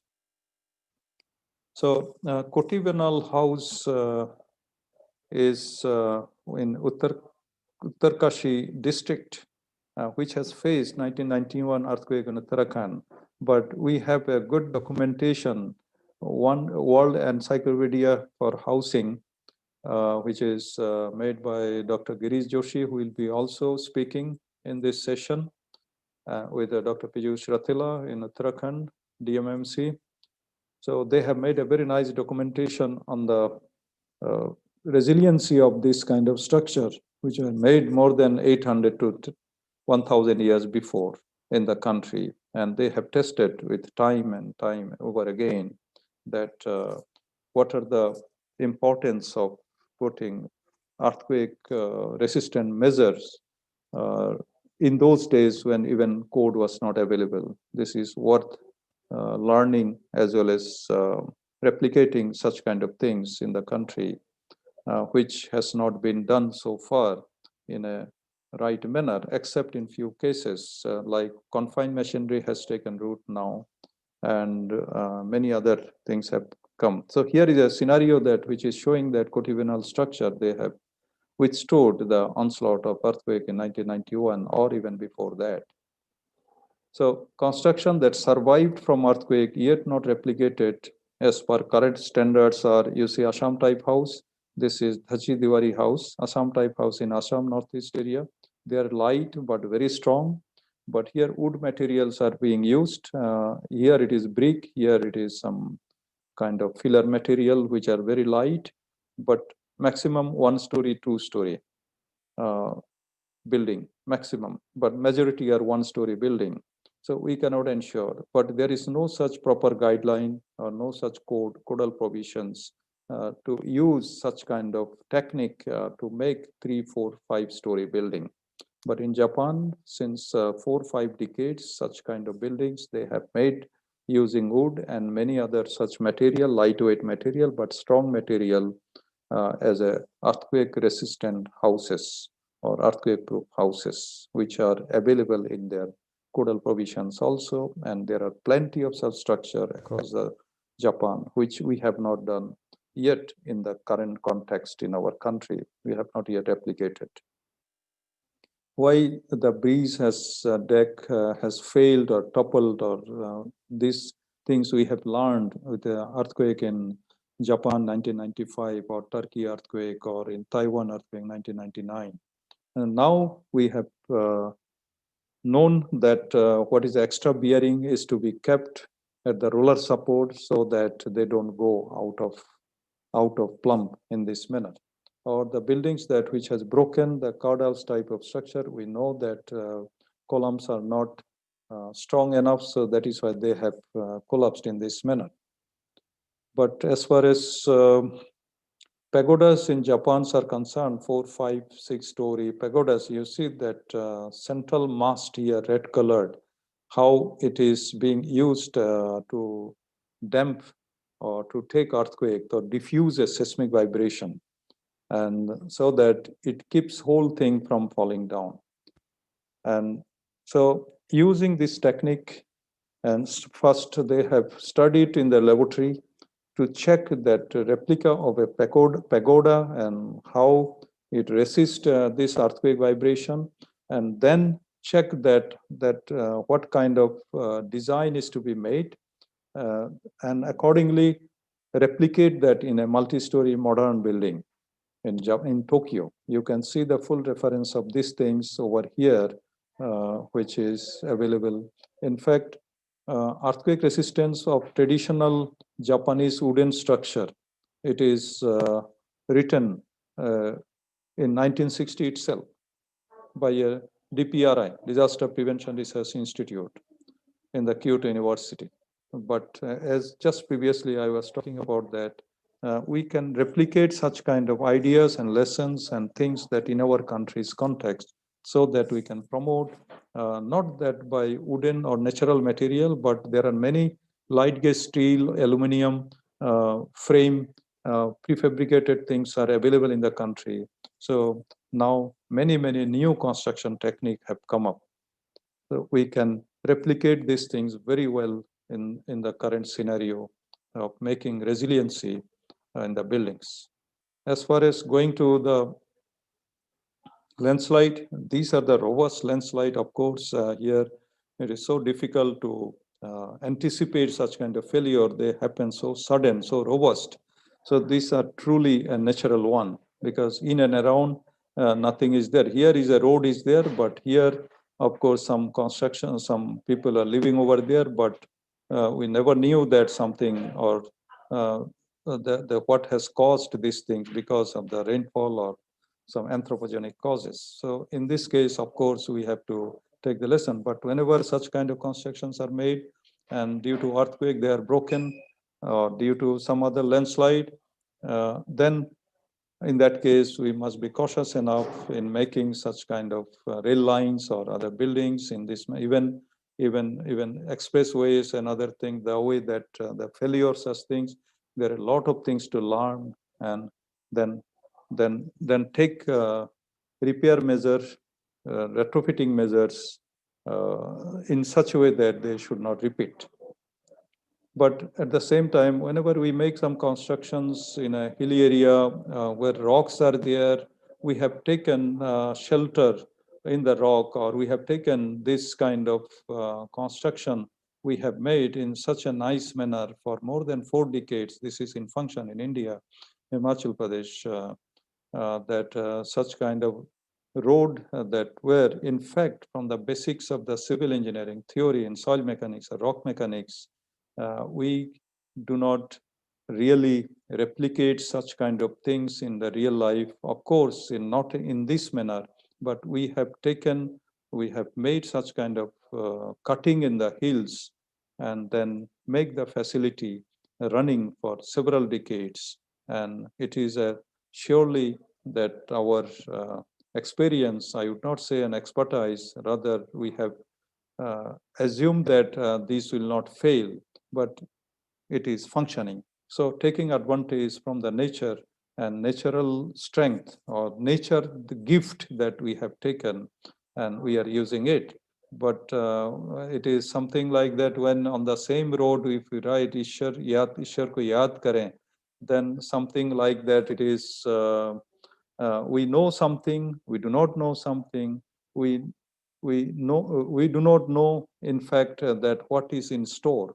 So as far as engineering or earthquake resiliency is concerned, we must be able to know and that how structure is going to behave, how road is going to behave.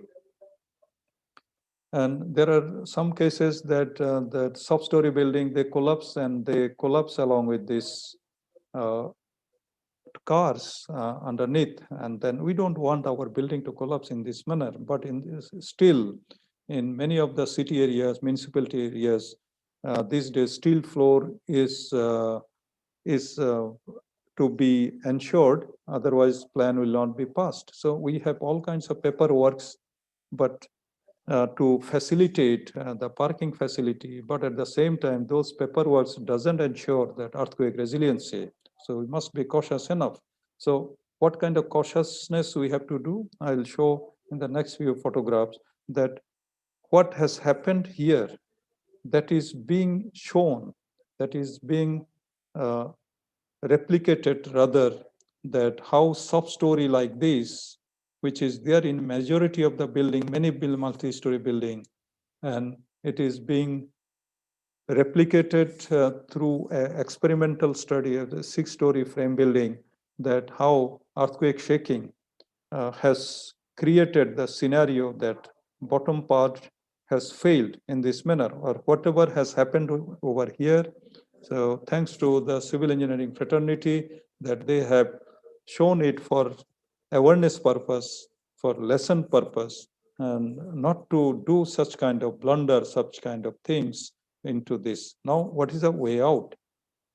So in that case, there are scenario here in Bhuj also. Many such building has failed, soft story, but there are ways that where cross bracing are there. This is in India, in Guwahati city. This is also in Guwahati city.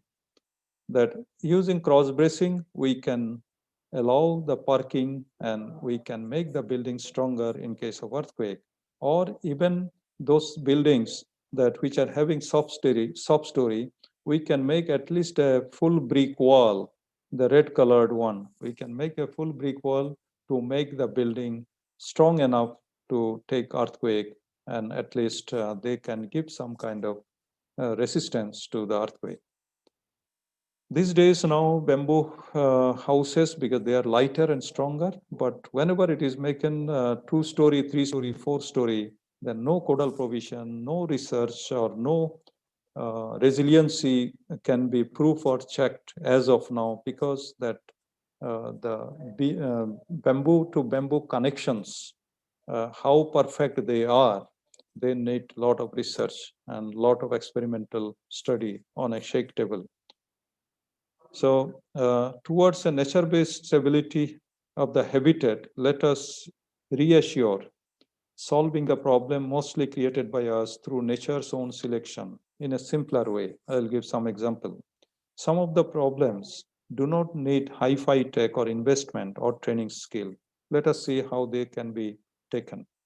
So erosion-induced slope failure, especially wherever it is happening, some solutions in the textbooks are so simple and reliable, there is enough scope for sustainable development. See that such kind of things happens in our hilly area. How simple and elegant is the solution to squeeze out the water through this perforated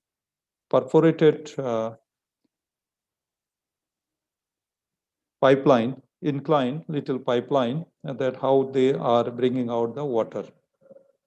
So these are the solutions which doesn't need any special skill. This can be done in our hilly area to save them from erosion as well as landslides.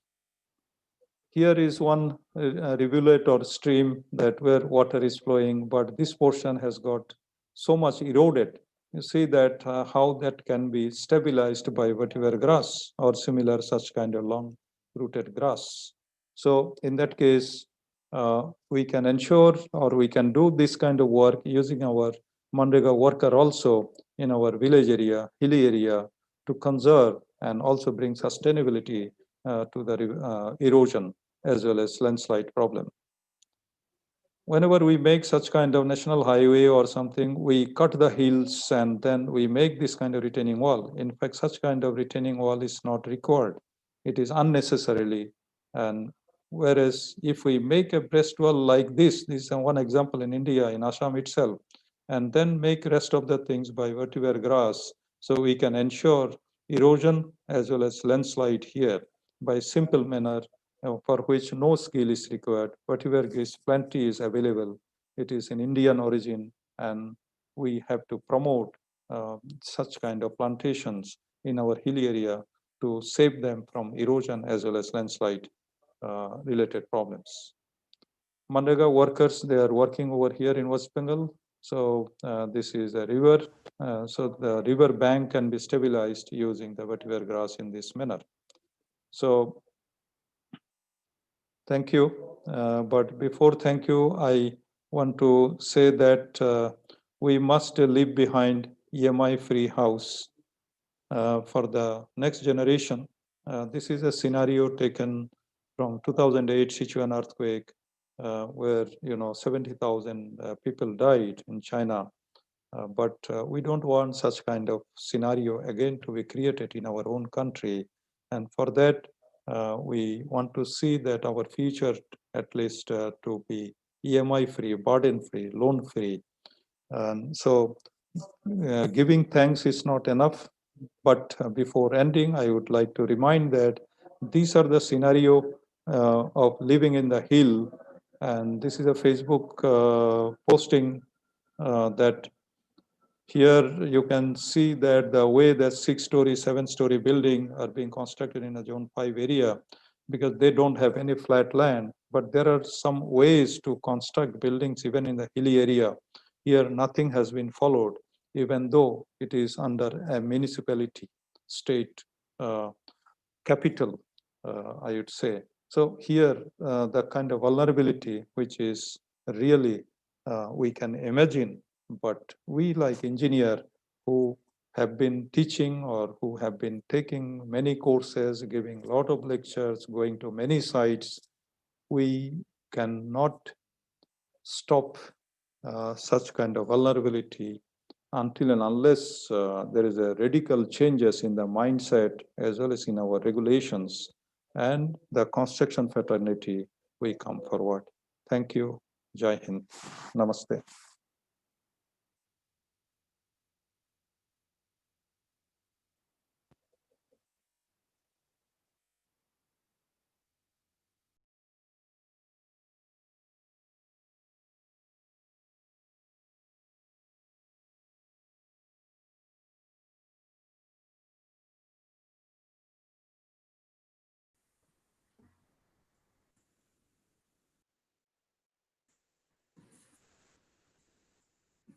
Okay, can we start? Yes, ma'am. So, good afternoon, everyone. So, I'd like to present our research part of very briefly our research that is happening at IT Indore, and myself, Dr. Nilima, and this has been work carried out by my PhD student, Meghna Sharma. So, this topic is on advances in ground improvement. Basically, in the conventional ground improvement techniques, we use a lot of materials like cement and stone, etc., which is not sustainable. So, we would like to work on some sustainable methods using bio approaches, and so the talk is on biomineralization for granular soils. So especially looking at the geotechnical challenges, one of the major thing that we face is like instability issues because of seismic activity, especially in terms of liquefaction or lateral spreading, which we have seen in the previous classic events of earthquakes, especially Niigata earthquake, Alaskan earthquake, and Tohoku earthquake also, and even our Indian Buzz earthquake as well. So what happens is like the soil behaves for a specific time. The soil stop taking the load and behave like a viscous fluid. So this is what is called a liquefaction hazard. Let's see the right hand side, some of the pictures because of the liquefaction hazard. You can see here it's very dramatic pictures and adjacent structures, and this is very site specific. So what we are trying to do is like how to do the ground improvement for liquefaction, increasing the liquefaction resistance through bio approach. That is the overview of my topic. So for the soil liquefaction, especially when the shear strength is very less, like, if the pore pressure shoot up and, shear strength is reduced, and then, the soil will fail and it behaves it stop taking the load completely for some time. And then, and slowly after the event or the seismic event, it starts gaining the load, taking the load. So, but during that period, the structures may collapse like this. So there is an upward water pressure, that is gradient, maybe effective stresses become zero, and because of seismic event, or it behaves like a fluid, as I mentioned. So these are some of the events in Taiwan earthquake in 2018. See the structure there, you won't see any kind of fine crack also in the superstructure, but the structures is completely collapsed. So this is another during the Niigata earthquake. The other view of this picture is on the Kramer textbook as well. So soil improvement techniques in the conventional way, we do have jet grouting, soil reinforcement, compaction methods, dynamic compaction, or using some geosynthetics or geogrids, whatever it is. So, but they are like carbon intensive or like uneconomic methods because they're very costly and they're not environmentally friendly. So what we are trying to do is like in this one, we want to approach something like in advanced methods, people are going alternate or waste materials or industrial waste people are trying to use. So in bio approaches, like we do have biopolymers, use of biopolymers like gum or like agar gum, etc., and biochar also, which is one of the upcoming areas where we can reduce the agriculture waste and use of biochar material for stabilization. And then nanomaterials also, people are working on that, but the problem that is associated is in the large scale field application to apply in the real field is a very major challenging. So what we are trying to do here is like, if you look at the nature's perspective, nature, in the nature we can see this is actually one of the national park. You can see that is biological, biochemically induced, because of wind erosion, this kind of spikes you can see, but there is a kind of calcium formation that happened along the desert soil, and it made like a kind of rock. And this is, you can see here, stromatolites they are formed along the beach. Okay, so these have been because of the action of cyanobacteria. So nature itself has this kind of processes which we can capture it and apply in our engineering problems, so that we can achieve some kind of sustainability. So biogeotechnical methods are very upcoming now, and for ground improvement, it is a highly multidisciplinary because it needs a lot of inputs from biology, chemistry, and engineering, etc. So what we do is, like, soil has some sort of bacteria in it, non-pathogenic bacteria. So we would like to increase the activity of this bacteria so that calcium carbonate can be formed, and it can bridge the gap between the grain to grain, because in soil the low transfer mechanism happen because of the contact mechanics. So if you can increase the number of contacts with the other grains, then obviously the shear strength can increase. So urease producing bacteria and denitrificating bacteria are required for this kind of approaches. In this also there are different methods of biometric methods. One is like MACPE, which we are working on at present now, and microbially induced calcite precipitation, EACP, enzymatically induced calcite, and MADP, where it is like desaturation happens. And so these are the broadly 3 different classifications. I'll just give you an overview of it, and anybody interested, please write to us. So we'll be very happy to have any sort of collaboration, or for any kind of internships as well. So in the MACP approach, there are 2 ways, like either it can be done through biostimulation or by augmentation method. In stimulation, what we have to do is, like, so we native bacteria, and in augmentation we introduction of a specific species, we do it. Okay, so and we use reagent solutions like urea, calcium chloride, and nutrient broth we'll be providing it.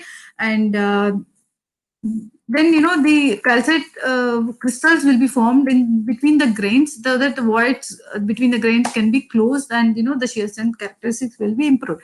And in the recent years, a lot of significance on this biological process of the soil has been identified, and the process of biomineralization has emerged as one of the very new technique, and it's a sustainable solution. And this can also be applied in the field, which we are also trying to explore it at present.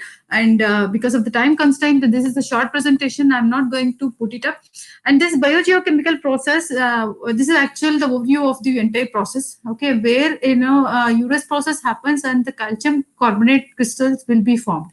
Okay, and see, when the sand is like that, it has a kind of flow kind of characteristics, but when a treated sand, it becomes like a rock. Okay, so this is our samples from our lab. So we also done some kind of micro analysis like SEM analysis, XRD analysis, and so the key attributes that comes is like control and regulation of biology under the chemistry, which can accelerate or delay this complete biogeochemical process. And this can be monitored, process can be monitored, so that what we can find it out is like with the different kinds of the days of treatment and amount of treatment, we can see what is the percentage of treatment that can be achieved. And field application, yes, some research is going on in different parts of the country, or in different parts of the world on this particular problem. And in this biomeditative soil improvement, actually there can be 3 different ways. One is like mineralization, which we are working at present, where there is a calcium carbonate crystal form the voids, and biofilms along the grains, on the surface of the grains, or biogas generation. So there any 3 can happen. So we are targeting only the process which can give us biomineralization. And the treatment, like which one suits well, depends upon the kind of soil. We have taken the Narmada sand because it's a granular material. So at present we are working on the river sand. And so hydrolysis, hydrolyzed urea concentration as a function of the time. So we also studied that, because this is some of the factors, especially pH, the change in the pH, because as the process is treatment process goes on, there is a change in the pH because the calcium carbonate is forming, and urea concentration and electrical conductivity also will be various. So that can be monitored. So we also developed a small numerical model for monitoring these parameters.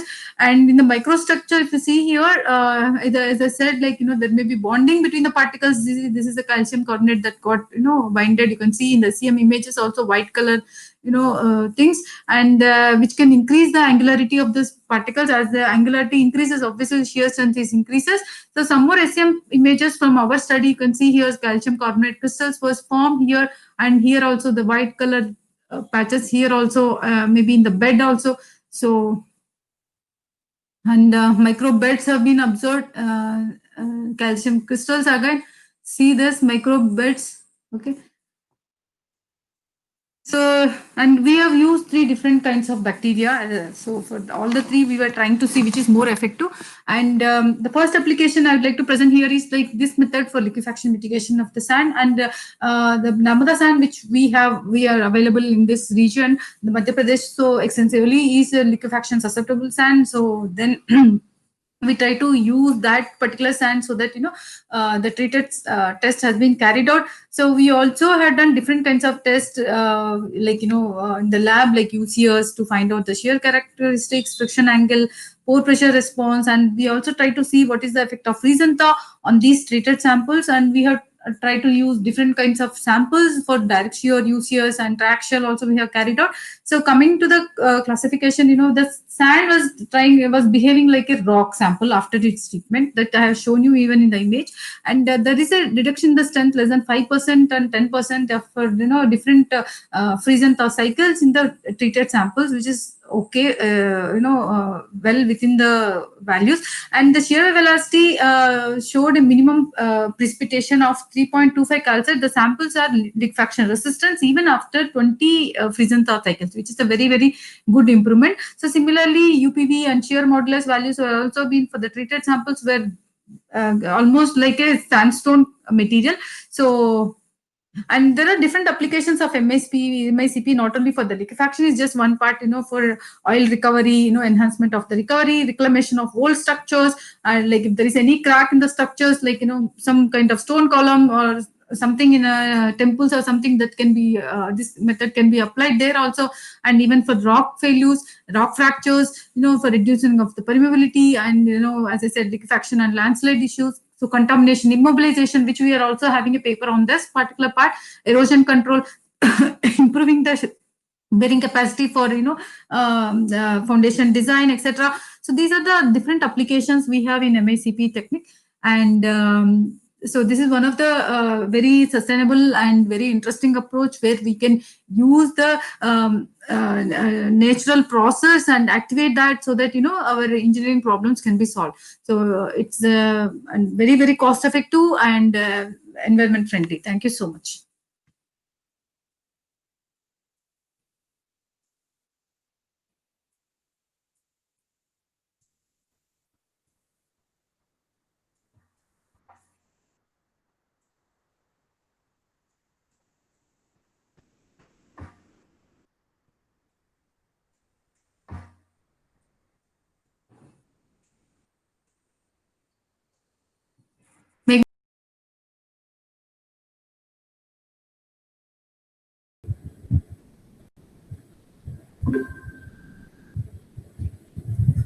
I would like to introduce myself. I am Dr. Pramod Deshpande. I am Senior Associate Professor in National Institute of Construction Management and Research. I am working in the field of risk management as a trainer, faculty, and researcher. Today, all of us are participating in this international online conference to discuss the strategies to restart and revamp the construction industry and its activities under post-COVID situation. Friends, I propose the risk assessment and risk management approach to deal with the post-COVID situation for the construction. Now, let us define what is the risk. The risk is simply defined as an uncertainty. If we identify the risk in business, the business activities, the success of business is assured. The uncertainties occur under certain situation. In fact, any activity which is having any activity which is taking place always have uncertainty attached with it. This uncertainty occurs under specific situation. Now, if we try to consider the project as a construction as a project activity, where the time and cost are the factors or performance parameters which are being used to define the success and failure of the project. In today's situation, the projects are not able to perform to the standard because of the COVID situation. But under such situation, what risk exists if we try to find out the risk associated to carry out the construction activity, it will help to overcome the situation. To do this, let us understand what is risk. Now, risk is uncertainty. Uncertainty is attached with the activity, and this uncertainty is inherent. How? Whenever we do any activity, there are always results of that activity are either success, that is yes, or failure, that is no. Now, whenever we try to plan or design the activity, we try to see that this activity will lead to success. However, there is always a situation under which this activity is likely to fail. And that is what is the exactly the significance of risk. We will discuss this in the due course of time, under certain due course of time. This risk, if we see the construction project has a design activity or a design, planning, scheduling, estimation, budgeting. This is further supported with safety management system and quality management system. Now, in simple words, project as a whole can be considered as a set of activities. If we go into little microscopic way, the planning can be considered as a set of activities. Now, if this set of activities has been addressed, these activities being having a rate of success and which is indicated as chances of success in terms of probability, such as 90%, 95%, so on, so forth. Now, when you look at this probability of success as a positive part, there is a negative part attached with it, and that is nothing but the 5 to 10% chances of failure. Now, if we want to make the project as a success as a whole, there is a need to address the planning in terms of positive aspect as well as to address the likely situations which will lead to failure. In simple words, what it means is that if you take care of likely failure, there is a proficiency of the project will be much better. And that is what the concept of risk management. If we say that this risk to be handled, we will have to address this risk by a scientific method, and that scientific method consists of identification of risk, which is by process. It is to be done with some context of a situation, which is followed by risk quantification. And to do the risk quantification, there are different methods, there are different terminologies like calculating the risk exposure, calculating the risk priority number. And once you have calculated and identified the risk, then comes the risk analysis. That means prioritizing the risk. And once we do the prioritizing the risk, then it becomes obvious to find out the mitigating solution. Now, these kind of things can be explained in a simple way with an example, like there is a vendor and the project team is losing the vendor because he is not getting the payment in time. And if you want to say that I will make the payment in time, that is a conventional approach. People will say that why the payment is getting delayed. That becomes a situation, and there is a need to analyze the business process of preparing the purchase order till the payment of the bill. And in that process, what are the factors which are contributing to failure that needs to be listed? Once that has been listed, there are two solutions. Once you can modify the process and take rid of modify the process and address the update the system. There could be a situation in which you can identify those factors and take the corrective action. Similarly, if there are more than one factors, there is a need to see that which factors should be addressed first. In order to do this, one has to do the quantification by finding out its impact in terms of its risk exposure and then addressing the thing. Now, let us go further and try to understand that in this manner the risk exists in a project, and if we want to address the success of the project, if we address these risk related issues, the other things which we have planned, they are bound to give the success. And if we take care of these failure factors, then the success is assured. Similarly, if you go with a COVID kind of situation where the market response, the funding flow, the human behavior, the work environment, all these factors are becoming a risk. But out of these factors, which factors will lead to failure that needs to be addressed? If we try to address that factor, there could be a chance that in the process of identification itself, you will be able to eliminate those factors and come out of the situation. If still those factors exist, we can see that how it can be quantified and prioritized. Similarly, we can take a mitigating solution. And I think with this kind of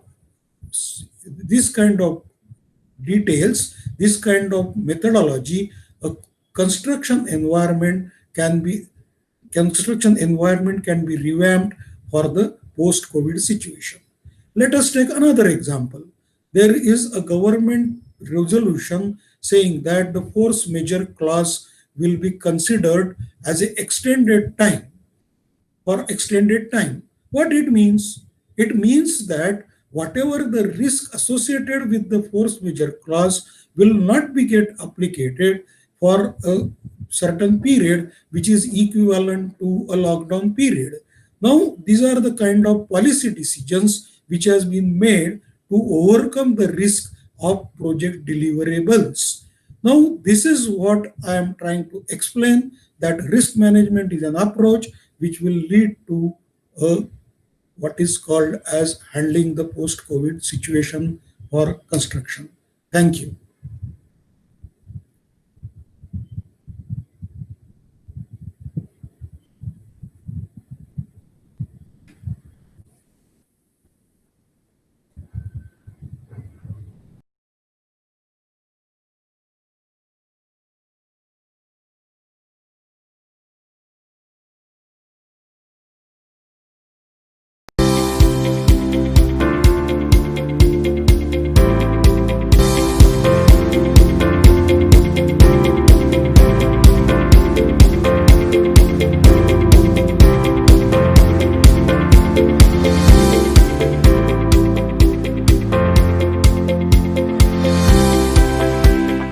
centre में food preservation का training ले रही हूँ। यहाँ पे हम practical कर रही हूँ। यहाँ पे हमें अचार बनाना, जाम बनाना, जेली बनाना आदि सिखाया जाए। A very warm welcome to all of you. My name is Abhijit Ganguly and I'm an associate professor and head of the Department of Civil and Environmental Engineering at IIT Tirupati. The title of my talk today is Non-Destructive Testing and the Concrete Infrastructure Industry, and it's a real pleasure and honor to present before the India Construction Week and No Dig India show. So a big thanks to the organizers. So this is how I have organized my presentation. I'll be giving an academic background about myself. Then we will present some introduction of damage in various different kinds of damage in concrete structures. I'll be talking about industry practices and end the talk with advanced techniques on the way forward. So a little bit about my academic background.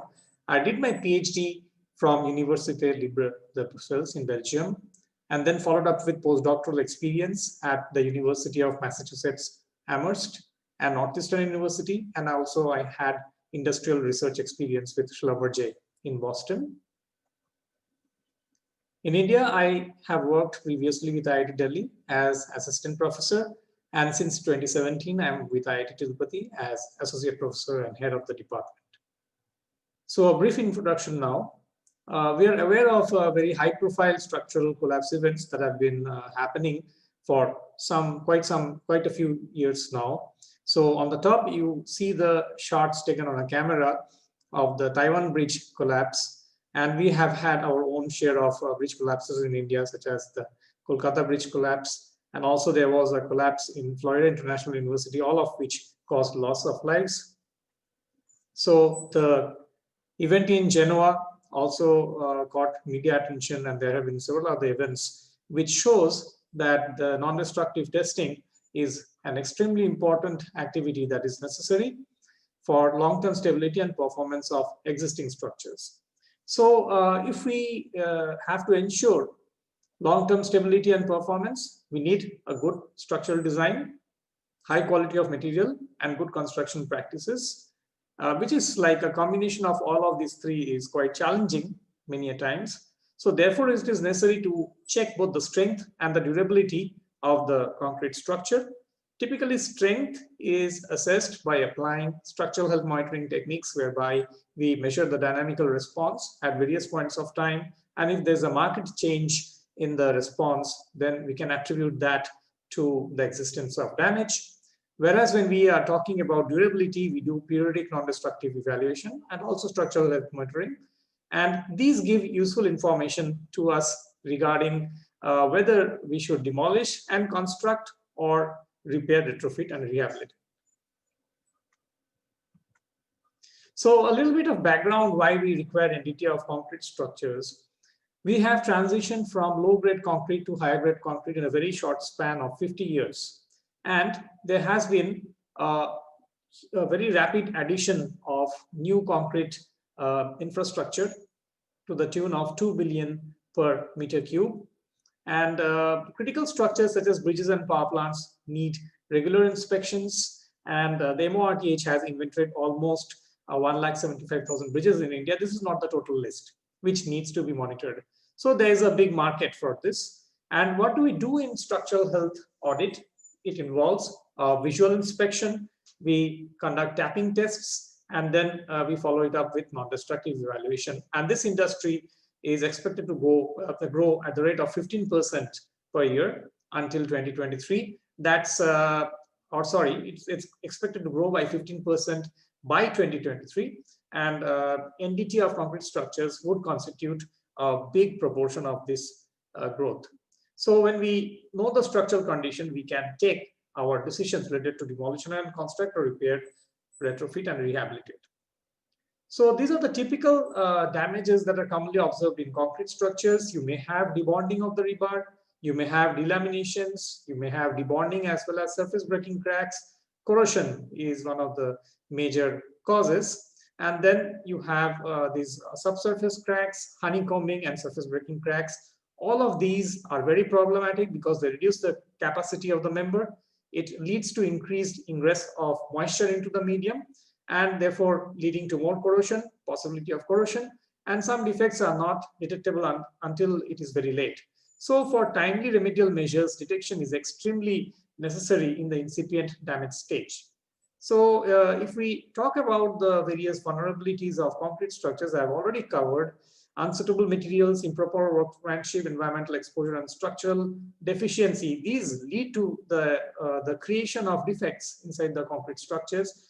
Among these, environmental exposure and the durability aspects are the aspects that I am currently doing research on.